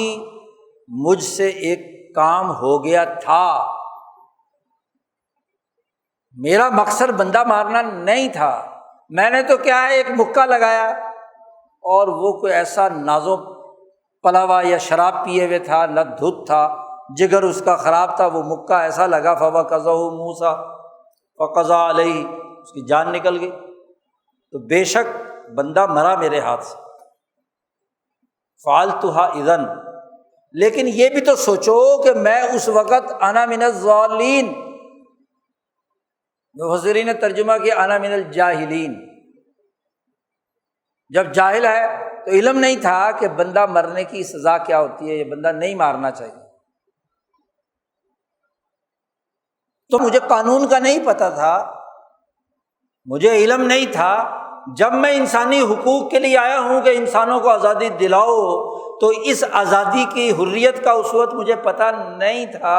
اور بندہ جو ہے میرے ہاتھ سے مر گیا۔ ٹھیک ہے، جو غلطی ہوئی ہے غلطی ہوئی ہے، انا من الضالین، لیکن اس جرم کی وجہ سے ہی میں یہاں سے ففررت منکم لما خفتکم، میں یہاں سے فرار ہو گیا تھا جب مجھے تمہارے بارے میں تمہارا ڈر محسوس ہوا کہ تم کیا ہے قتل کے بدلے میں قتل کرو گے۔ ففررت منکم لما خفتکم، تو مجھے اس وقت پتہ نہیں تھا۔ ٹھیک ہے، جرم ہوا ہے، اور جب انجانے میں جہالت میں یہ جرم ہوا، اور جرم بھی قتل عمد نہیں ہے، قتل خطا ہے، غلطی سے ہوا ہے، بندہ مارنے کی نیت تو نہیں تھی، ظلم کر رہا تھا وہ ظالم بنی اسرائیلی پر، مظلوم پر، تو ظالم کو مکہ رسید کیا تھا سمجھانے کے لیے، لیکن وہ اتنا کمزور تھا کہ فارغ ہو گیا۔ لیکن اللہ نے مجھے انسانی معاشرے میں حکومت قائم کرنے کا حکم، اس کے مسائل، اس کے احکامات دینے کا پورا علم عطا کر دیا۔ حکم کہتے ہیں ایک آرڈر کو، ڈیسیژن میکنگ کو۔ قرآن نے مختلف جگہوں پر انبیاء کا تذکرہ کرتے ہوئے کہا ہے کہ جب وہ جوان اور بلوغ کی منزل پر پہنچ گئے، فلما بلغ اشدہ آتیناہ حکما وعلما، ہم نے ان کو حکم عطا کیا اور ہم نے انہیں علم عطا کیا۔ یہ وہ اعلیٰ درجے کی صلاحیت ہوتی ہے کسی بھی ریاست، آزاد ریاست اور آزاد ریاست کے آزاد حکمرانوں کی، کہ ان کی ڈیسیژن میکنگ صحیح اور درست ہو، اور ہر حکم کے پیچھے حکمت کار فرما ہو۔ آرڈر پاس ہی تب کیا جاتا ہے جب اس سے پہلے ججمنٹ صحیح ہو۔ عدالت جب فیصلہ لکھتی ہے تو پہلے اپنی ججمنٹ لکھتی ہے اور آخر میں ایک آرڈر پاس کرتی ہے کہ اس ججمنٹ کے نتیجے میں یہ آرڈر اور حکم دیا جاتا ہے۔ جس جج میں، جس انتظامی افسر میں، جس حکمران میں چیزوں کو درست طور پر ان کی ججمنٹ کرنے کی صلاحیت ہو اور اس میں انسانی مفاد کا صحیح حکم اور آرڈر پاس کرنے کی، یعنی ڈیسیژن میکنگ کی صلاحیت ہو، وہ حکومت کامیاب ہو۔ تو جو ضالین پہلے کہا تھا موسیٰ علیہ السلام نے، وہ یہ تھا کہ مجھے چیزوں کی ججمنٹ کا پتہ نہیں تھا کہ مکہ کتنی مقدار میں لگے تو بندہ سزا والا ہوتا ہے، اور کتنی مقدار میں لگے تو پھر کیا ہے، بندہ فارغ ہو جاتا ہے۔ یہ مطلب ہے ضالین کا۔ گمراہ کی بات نہیں یہاں ہو رہی، نہ ججمنٹ تھی اور نہ ہی صحیح حکم اور آرڈر دینے کی صلاحیت تھی، کیونکہ فرعونی نظام کا حصہ تھا نا، فرعونی نظام میں رہ رہے ہیں جی۔ تو پہلے مجھے نہیں پتا تھا، لیکن فَوَهَبَ لِي رَبِّي حُکْمًا، اور نہ صرف یہ حکم یا ججمنٹ یا صحیح آرڈر دینے کی صلاحیت، اس کے لیے نبی ہونا غیر انبیاء کو بھی اللہ پاک یہ عطا کرتے تھے۔ جو بھی جس درجے کا اعلیٰ درجے کا حکیم ہوگا وہ اچھا حکم، اچھا آرڈر پاس کر کے، اچھی حکومت قائم کر کے انسانی معاشروں کو ترقی دے سکتا ہے۔ لیکن موسیٰ علیہ السلام نے کہا کہ نہ صرف حکمن بلکہ وجعلنی، مجھے اللہ نے مجھے رسول بنا کر بھیجا، رسولوں میں سے منصب نبوت بھی عطا کیا۔ ایک تو خالی حکم کی صلاحیت ہے، وہ تو ایک فقیہ کے اندر، ایک اچھے غیر نبی حکمران کے اندر بھی صلاحیت ہو سکتی ہے۔ تو مجھے اللہ نے دو چیزیں عطا کی ہیں، حکمن وجعلنی من المرسلین، ہمیں رسولوں میں سے مجھے بنا دیا، منصب نبوت بھی مجھے عطا کیا، اور جب منصب نبوت عطا کیا ہے، مجھے رسول بنایا ہے، تو اسی رسالت کے تناظر میں تمہیں حکم دیتا ہوں کہ ارسل معنا بنی۔ اب میں نے جو ججمنٹ کی ہے اس مصر کی سوسائٹی کی، کہ یہاں طبقاتی نظام ہے، تمہارا ظلم ہے، تم قوم ظالمین میں سے ہو، اور یہ بنی اسرائیل مظلومین ہیں، غلام ہیں، یہ جو طبقاتی کشمکش ہے، یہ ظالم و مظلوم کی جنگ ہے، اس کی میں نے پوری ججمنٹ کر کے میں اس حکم اور آرڈر پر پہنچا ہوں کہ ارسل معنا بنی اسرائیل، آزادی دو، یہ میرا حکم، میں رسول ہوں۔ بڑے نپے تلے جملے ہیں، اس کی تشریح کرنے بیٹھو تو ایک جہان آباد ہوتا ہے، لیکن عقل والوں کے لیے جی وَهَبَ لِي حُکْمًا، اس حکم کی بنیاد پر میں تمہیں کہتا ہوں کہ ارسل معنا بنی اسرائیل جی، اور پھر میں رسول بھی ہوں، اور رسول ہوں رب العالمین۔ پھر دوسری بات کا جواب دیا، جو اس نے سب سے پہلے جتلائی تھی اس کا بعد میں جواب دے رہے ہیں، اور جو اس نے بعد میں کہی تھی بات کہ بندہ مار کے گئے تھے تم نے جو وہ فعلہ کیا تھا، جرم کیا تھا، تو جرم براہ راست موسیٰ علیہ السلام پر کیا ہے، یعنی ان کی جو صلاحیت اور استعداد یا ان کی جو عزت ہے، کریڈیبلٹی ہے، اس کو چیلنج کیا تھا نا۔ تو موسیٰ علیہ السلام نے سب سے پہلے اس کو کیا ہے، صاف کیا کہ اس وقت میں جاہل تھا، مجھے صحیح اندازہ نہیں تھا کہ یہ سسٹم کتنا خراب ہے، جاہلین میں سے تھا، ضالین میں سے تھا۔ اب مجھے پتہ چل گیا، اللہ نے مجھے عنایت کر دیا حکم، جس کے نتیجے میں اس پورے سسٹم کو میں سمجھ چکا ہوں کہ ایک قوم ظالمین ہے اور یہ قوم مظلوم ہے، مظلوم کو آزادی دو، ظلم چھوڑو۔ اور اب میں رسول بنا کر اللہ نے مجھے بھیجا ہے، تو میں رسالت کی بنیاد پر یہ حکم دیتا ہوں، حکم۔ باقی رہی بات کہ تم نے کہا ہے کہ جی بچپن میں ہمارے پاس تم پلے بڑے ہو، الم نربک فینا ولیدا، تو بچپن سے ہمارے پاس پالا پوسا ہے۔ تو موسیٰ نے اس کا جواب دیا، تلک نعمت تمنھا علی ان عبدت بنی اسرائیل، ٹھیک ہے تو نے مجھ پر احسان کیا ہے، تلک نعمت تمنھا علی، تو نے مجھ پر احسان کیا ہے کہ بچپن سے پالا پوسا بڑا کیا، 25-30 سال کا کیا، یہ تیری نعمت تھی جو تو نے مجھ پر احسان کیا ہے۔ کیا اس نعمت کے عوض میں یا مجھے پالنے پوسنے کے نتیجے میں تجھے یہ حق کیسے مل گیا کہ ان عبدت بنی اسرائیل، کہ تو بنی اسرائیل کو غلام رکھے؟ کیا ایک فرد پر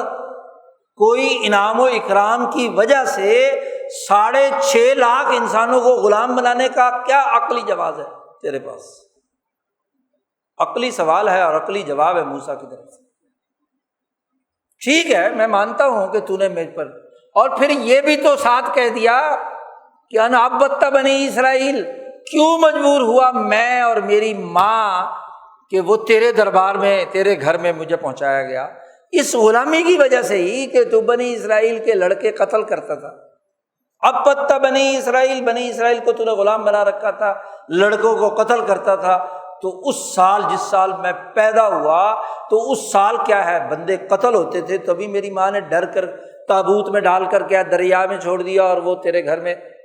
مجھے آنا پڑا۔ تو یہ جو احسان جس کی تو بات کر رہا ہے یہ بھی تو ظلم کی ایک قسم ہے نا،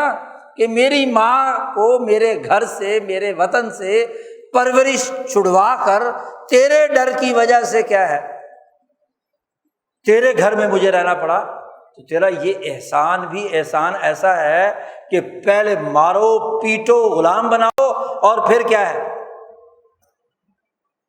کہو گے جی ہم نے تمہیں پالا پوسا بڑا کیا ہے۔ تیرا یہ احسان غور و فکر کر کہ اس بات کو کیسے جائز قرار دے سکتا ہے کیا نعبدت بنی اسرائیل، کہ تو بنی اسرائیل کو غلام رکھے، غلامی پر مجبور کرے۔ دو باتیں جو تم کہہ رہے ہیں ان دونوں باتوں کا جواب یہ ہے، یہ اس بات کی قطعاً اجازت نہیں دیتا کہ تم بنی اسرائیل کو غلام بناؤ۔ اور آج کل بنی اسماعیل، بنی الہند، بنی المصر وغیرہ وغیرہ جو بھی سارے فٹ کر لو یہاں، جو بھی اقوام جو غلام بنا رکھی ہیں تم فرعونیوں نے، تم بنی اسرائیلیوں نے، وہ بنی اسرائیلی جن کے لیے موسیٰ نے جنگ لڑی، آج وہی بنی اسرائیلی، وہی یہودی اور صہیونی دنیا بھر کی ریاستوں پر قبضہ کر کے وہاں کے حکمران مینیجروں سے اپنے مفادات کا کردار ادا کرنے کے لیے، او بنی اسرائیلیوں غور تو کرو، تم جب غلام تھے تو تمہاری آزادی کی جنگ موسیٰ نے لڑی تھی، تو جس غلامی کے عذاب میں تم مبتلا رہے آج پوری دنیا کو تم نے غلام بنا لیا۔ پھر تم نے پچھلے 200-250 سال سے اگر انسانوں کو کوئی اچھی ایجادات دی ہیں، کوئی احسانات کیے ہیں، کہتے ہیں جی ہم نے جمہوریت دی ہے، ہم نے جی انڈسٹریل ایج دی ہے، ہم نے ڈیجیٹل ایج دیا ہے، ہم نے فلانا دیا ہے، فلانا دیا ہے، فلانا دیا، گنواتے ہیں نا آج کا سامراج۔ تلک نعمت تمنھا علیہ ان عبدت بنی اسرائیل۔ تو یہ کیسے وجہ جواز ثابت ہوگا کہ تم قوموں کو غلام بناؤ؟ یہ کہاں لکھا ہے؟ اور پھر یہ جو احسان تمہارے ہیں یہ احسان بھی تو اس وجہ سے ہیں کہ تم نے ہمیں غلام بنایا۔ اگر ہم آزاد رہتے تو یہ ایجادات ہم کرتے، ہماری سیاست، ہماری ریاست، ہماری طاقت، ہماری معاشی قوت ہوتی تو ہم یہ خود دریافت کر سکتے تھے۔ انسانی ذہن ارتقاء پذیر ہے، لیکن تم نے ہماری ترقی روک کر پہلے ہمیں ڈبے میں بند کر دیا، غلامی ہم پر مسلط کر دی، اور ہمارے علوم چرا کر تم نے سرمایہ دارانہ نقطۂ نظر سے یہ ایجادات کی، اور ان ایجادات کے ذریعے سے ہی غلامی بھی مسلط کی۔ یہی انڈسٹریل ایج، یہی ڈیجیٹل ایج، یہ خرابی بھی تو تمہاری، جسے تم احسان جتلا رہے ہو، یہ تو غلامی کا ذریعہ بن گئی۔ آج اسی ڈیجیٹل ایج کی وجہ سے، اسی سوشل میڈیا کے ذریعے سے تم ہمارے دماغوں کو معوف کر کے غلامی کا اعلی کار بناتے ہو، اس کے لیے کردار ادا کرتے ہو۔ انا عبدت بنی اسرائیل۔ فرعون کے دونوں عقلی جوابات ٹائم فش ختم۔ موسیٰ علیہ السلام نے اس کا ایسا تجزیہ کیا کہ جو وہاں بیٹھے ہوئے عقل مند اور سنجیدہ لوگ تھے وہ متاثر ہوئے۔ اسی میں وہ رجل مومن ہے جس نے بات سمجھی۔ اچھا، اب یہ دو سوال تو ختم ہو گئے۔ اب فرعون مجبور ہو گیا کہ وہ یہ اگلا سوال داغے۔ جی، اس نے پوچھا کہ تم رب العالمین کے رسول اپنے آپ کو کہتے ہیں، تو وما رب العالمین، کون ہے رب العالمین جس کے تم رسول کہہ رہے ہو؟ یعنی اس کے پاس کوئی عقلی جواب نہیں رہا بنی اسرائیل کو غلام بنانے کا۔ یہ جو حکم دیا ہے ارسل معنا بنی اسرائیل، اس حکم، اس آرڈر کو رد کرنے کا کوئی عقلی جواز اس کے پاس باقی نہیں بچا۔ تو اب اگلا سوال داغ رہا کہ بھائی جو تم پیغام لائے ہو، جس نے تمہیں حکم اور یہ عقل دی ہے، جس کے تم رسول ہو، اپنے آپ کو مرسلین میں سے کہتے ہو، وہ رب العالمین کون ہے؟ وما رب العالمین۔ موسیٰ علیہ السلام نے کہا ہاں، اب تعارف پیش کر دیتے۔ موسیٰ علیہ السلام نے کہا وہ رب ہے جو رب السماوات والارض، آسمانوں کا رب ہے، زمینوں کا رب ہے، پوری کائنات کا رب اور پالنے والا ہے، جس نے آسمان بنایا، زمین بنائی، اسے پھیلایا، اس کی تمام چیزیں، معدنیات پیدا کی، نباتات پیدا کی، حیوانات، انسان، سب کچھ بنایا، پورا کا پورا نظام چلانے والا رب السماوات والارض ہے۔ لیکن ساتھ ہی کہا اگر تم یقین رکھو تو، ان کنتم موقنین، اگر ایقان کی، یقین کی کیفیت ہوگی تو رب السماوات والارض۔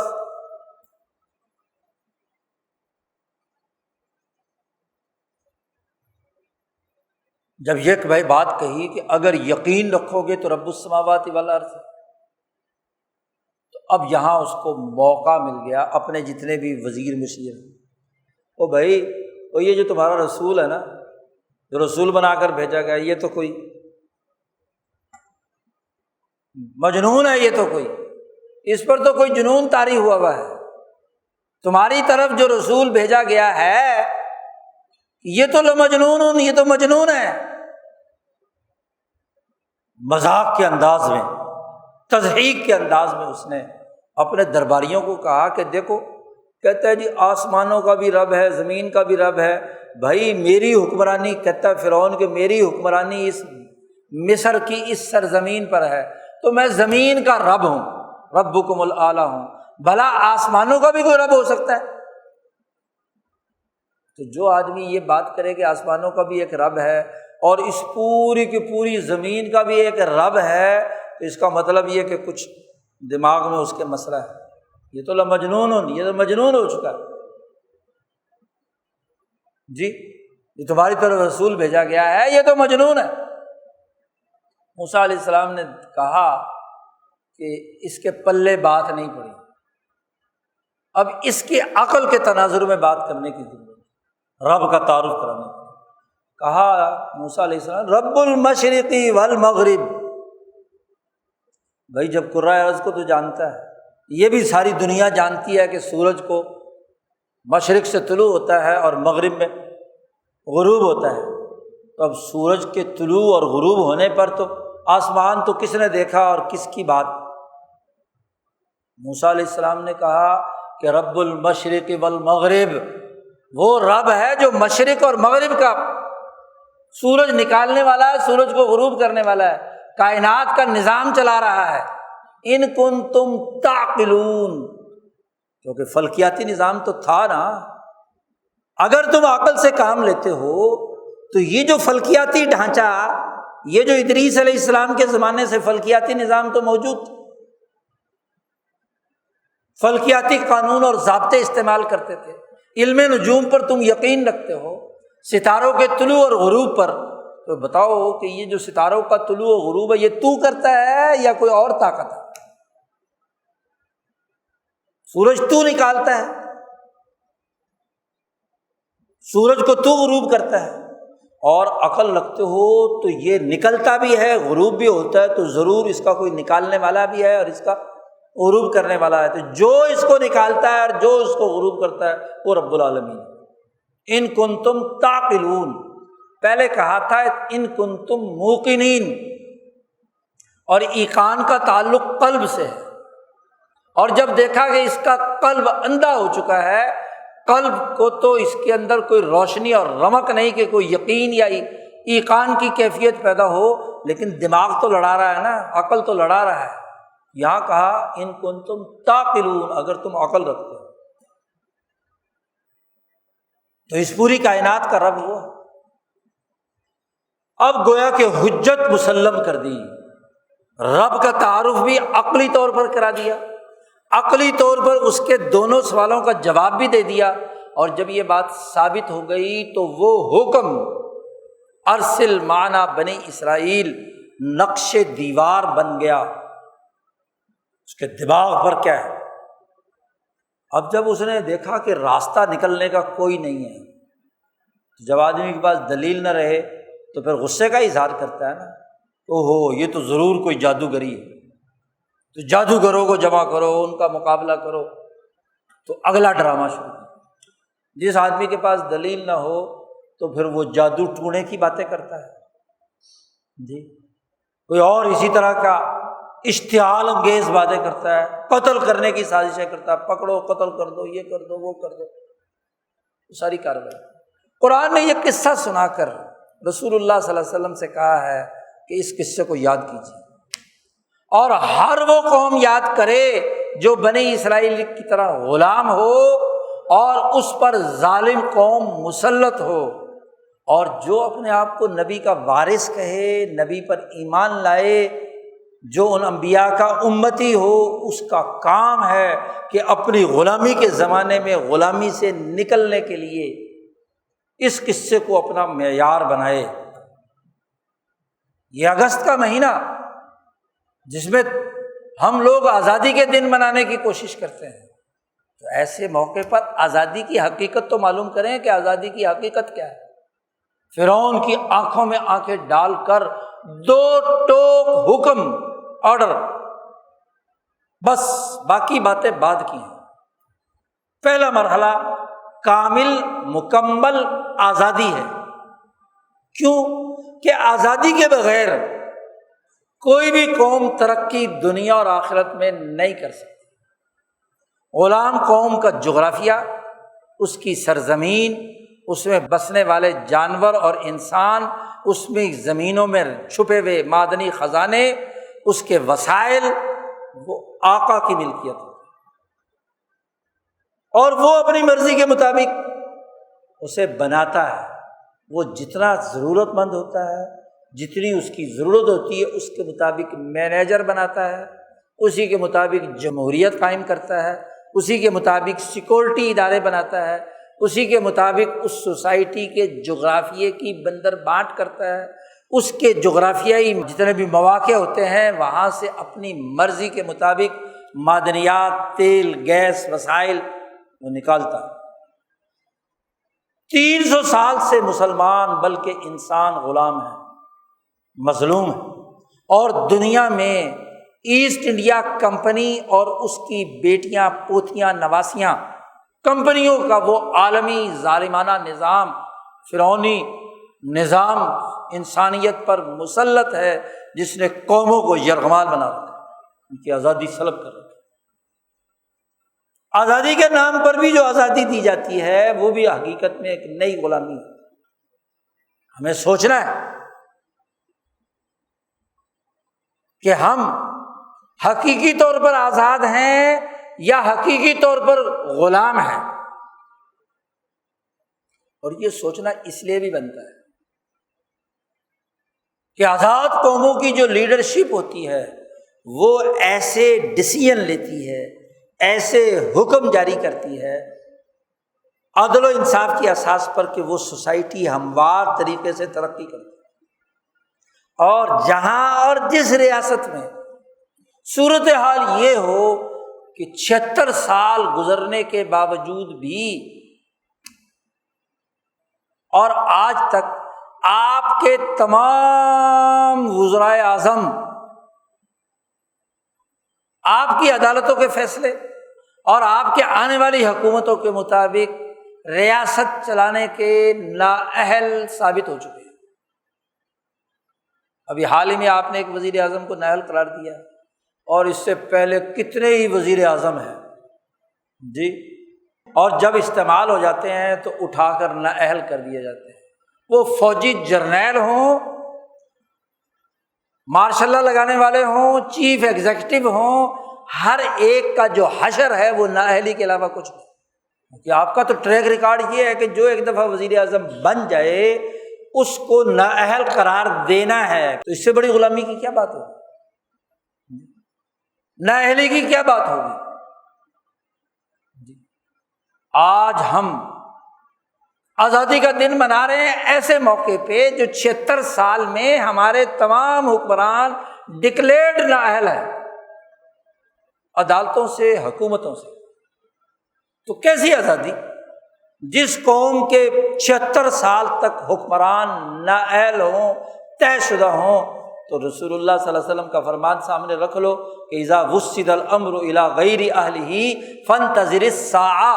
جب کسی قوم کے حکمران نااہل ہو جائیں تو وہاں قیامت کا انتظار ہو، تباہی اور بربادی، وہ لٹنے کھسنے کا عمل ہے، وہ سسٹم کا وہ ظلم ہے جس سے انسانوں پر غلامی مسلط کی جاتی ہے۔ وہی جملہ جو موسیٰ علیہ السلام نے کہا عبدت بنی اسرائیل، تو نے بنی اسرائیل کو غلام بنا لیا ہے، اور اب بنی اسماعیل سارے قریشی، سارے عربی، بنی ہند، بنی مصر، بنی الاصفر، کیا نام ہے، اسود، سارے کالے گورے مشرقی مغربی، سارے کے سارے کیا ہے، عبدت بنی اسرائیل۔ آج جنگ ہے اس عالمی سامراجی مافیاز کی جنہوں نے انسانی اقوام کو غلام بنایا ہوا ہے، اور ان مظلوم اقوام کی۔ یہ واقعہ بتلا رہا ہے کہ انبیاء کی جدوجہد قوم ظالم کے خلاف اٹھنے کی ہے، اور جو مظلوم ہیں ان کے لیے جنگ لڑنے کی۔ بس دو ٹوکرا۔ حقیقی آزادی تو یہ ہے، اور اگر یہ حقیقی آزادی کی بات نہ ہو، دین اسلام کا شعور، انبیاء کی تعلیمات کا شعور یہ ہے، فہم یہ ہے، فقہ دینی یہ ہے کہ جنگ ہے قوم ظالمین اور قوم مظلوم کے درمیان، اور انبیاء مظلوموں کے ساتھ کھڑے ہوتے ہیں، ظالموں کے مقابلے میں آنکھیں میں آنکھیں ڈال کر جدوجہد کرتے ہیں۔ انبیاء کے ورثاء کی بھی لازمی ذمہ داری یہی ہے۔ یہودیوں پر جو سب سے بڑی لعنت ہوئی ہے وہ یہی کہ وہ مظلوم تھے، انبیاء نے انہیں آزادی دلائی، ان پر بادشاہت اور حکمرانی اور انبیاء بھیجے، وجعلکم ملوکم وآتاکم ما لم یؤت احدا من العالمین، انعامات دیے، اور انعامات دینے کے بعد بنی اسرائیل نے وہی حرکتیں شروع کر دیں جو فرعونی تھی، قارونی تھی اور حامانی تھی۔ جی اللہ نے اس لیے باؤ بغضب علی غضب، جی ان پر غضب در غضب اللہ کا نازل کیا، ہر دفعہ انعام کیا اور ہر دفعہ ظلم اور زیادتی کی،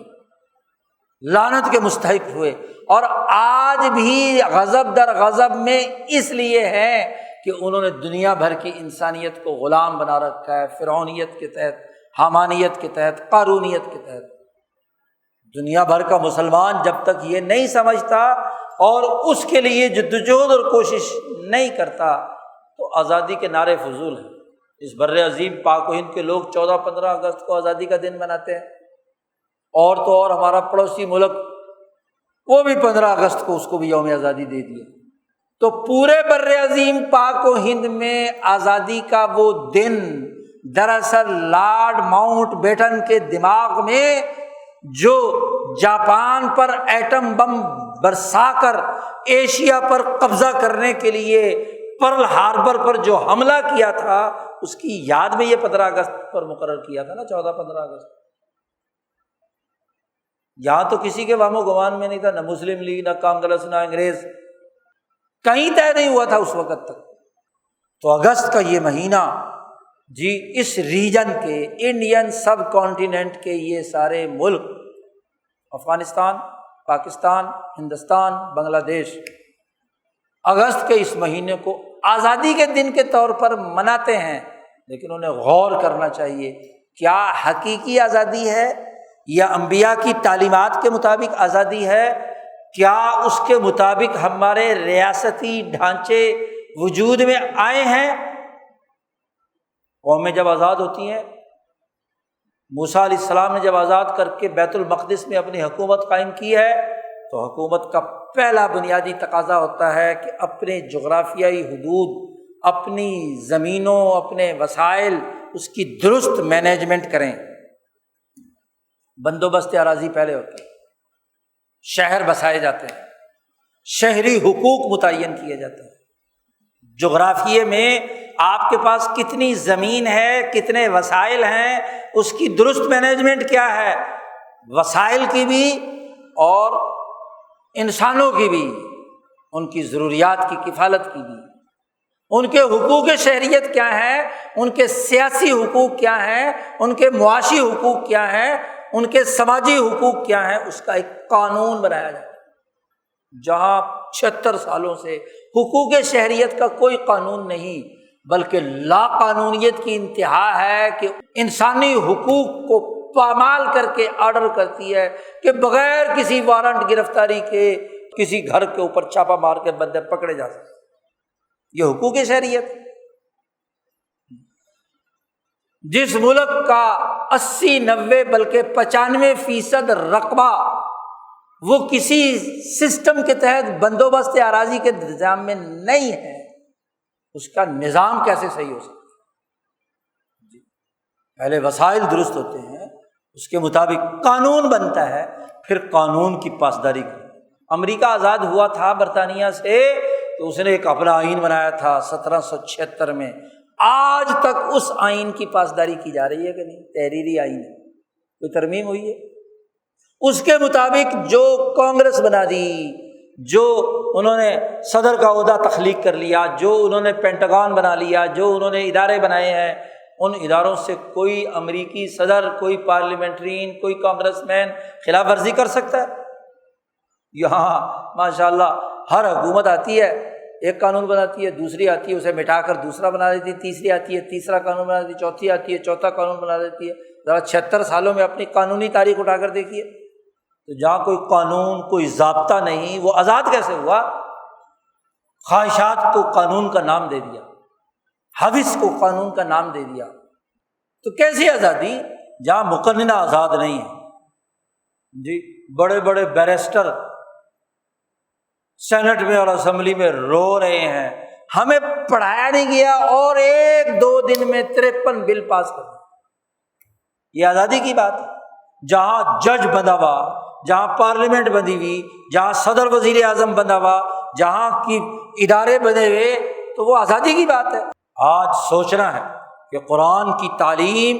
حریت اور آزادی کے دن کو منانے کے لیے جو معیارات کڑے مقرر کر رہی ہے، کیا ہم اس پر پورے اتر رہے ہیں یا اسلام فروشی کا کردار ادا کر رہے ہیں؟ نام اسلامی رکھ لیا، نام جمہوری رکھ لیا، نام جو ہے آزادی اور حریت کا رکھ لیا، لیکن غلامی، غیر جمہوری، غیر اسلامی، غیر دینی تقاضوں کے مطابق عمل کرنے پر مجبور کر دیا گیا۔ جب مجبور کر دیا گیا تو مجبور کے ایمان کا اعتبار نہیں، کلمے کا اعتبار نہیں، آزادی کا اعتبار نہیں، سوسائٹی کے حقوق کی ادائیگی کا اعتبار نہیں۔ سوچنے کی بات ہے، غور و فکر کی بات ہے، حقائق پرکھنے کی بات ہے، دینی شعور بلند کرنے کی بات ہے۔ اندھے بہرے ہو کر نہیں گرنا چاہیے، بلکہ حقائق کا شعوری طور پر ادراک کرنا یہ دین کی بڑی بنیادی ذمہ داری ہے جو ہر ایک مسلمان پر عائد ہوتی ہے۔ اللہ تعالیٰ ہمیں قرآن حکیم کو سمجھنے، آزادی اور حریت کے نظریے کو درست تناظر میں سمجھنے اور قومی آزادی کے لیے، حریت کے لیے کردار ادا کرنے کی توفیق عطا فرمائے۔ وآخر دعوانا الحمد للہ رب العالمین۔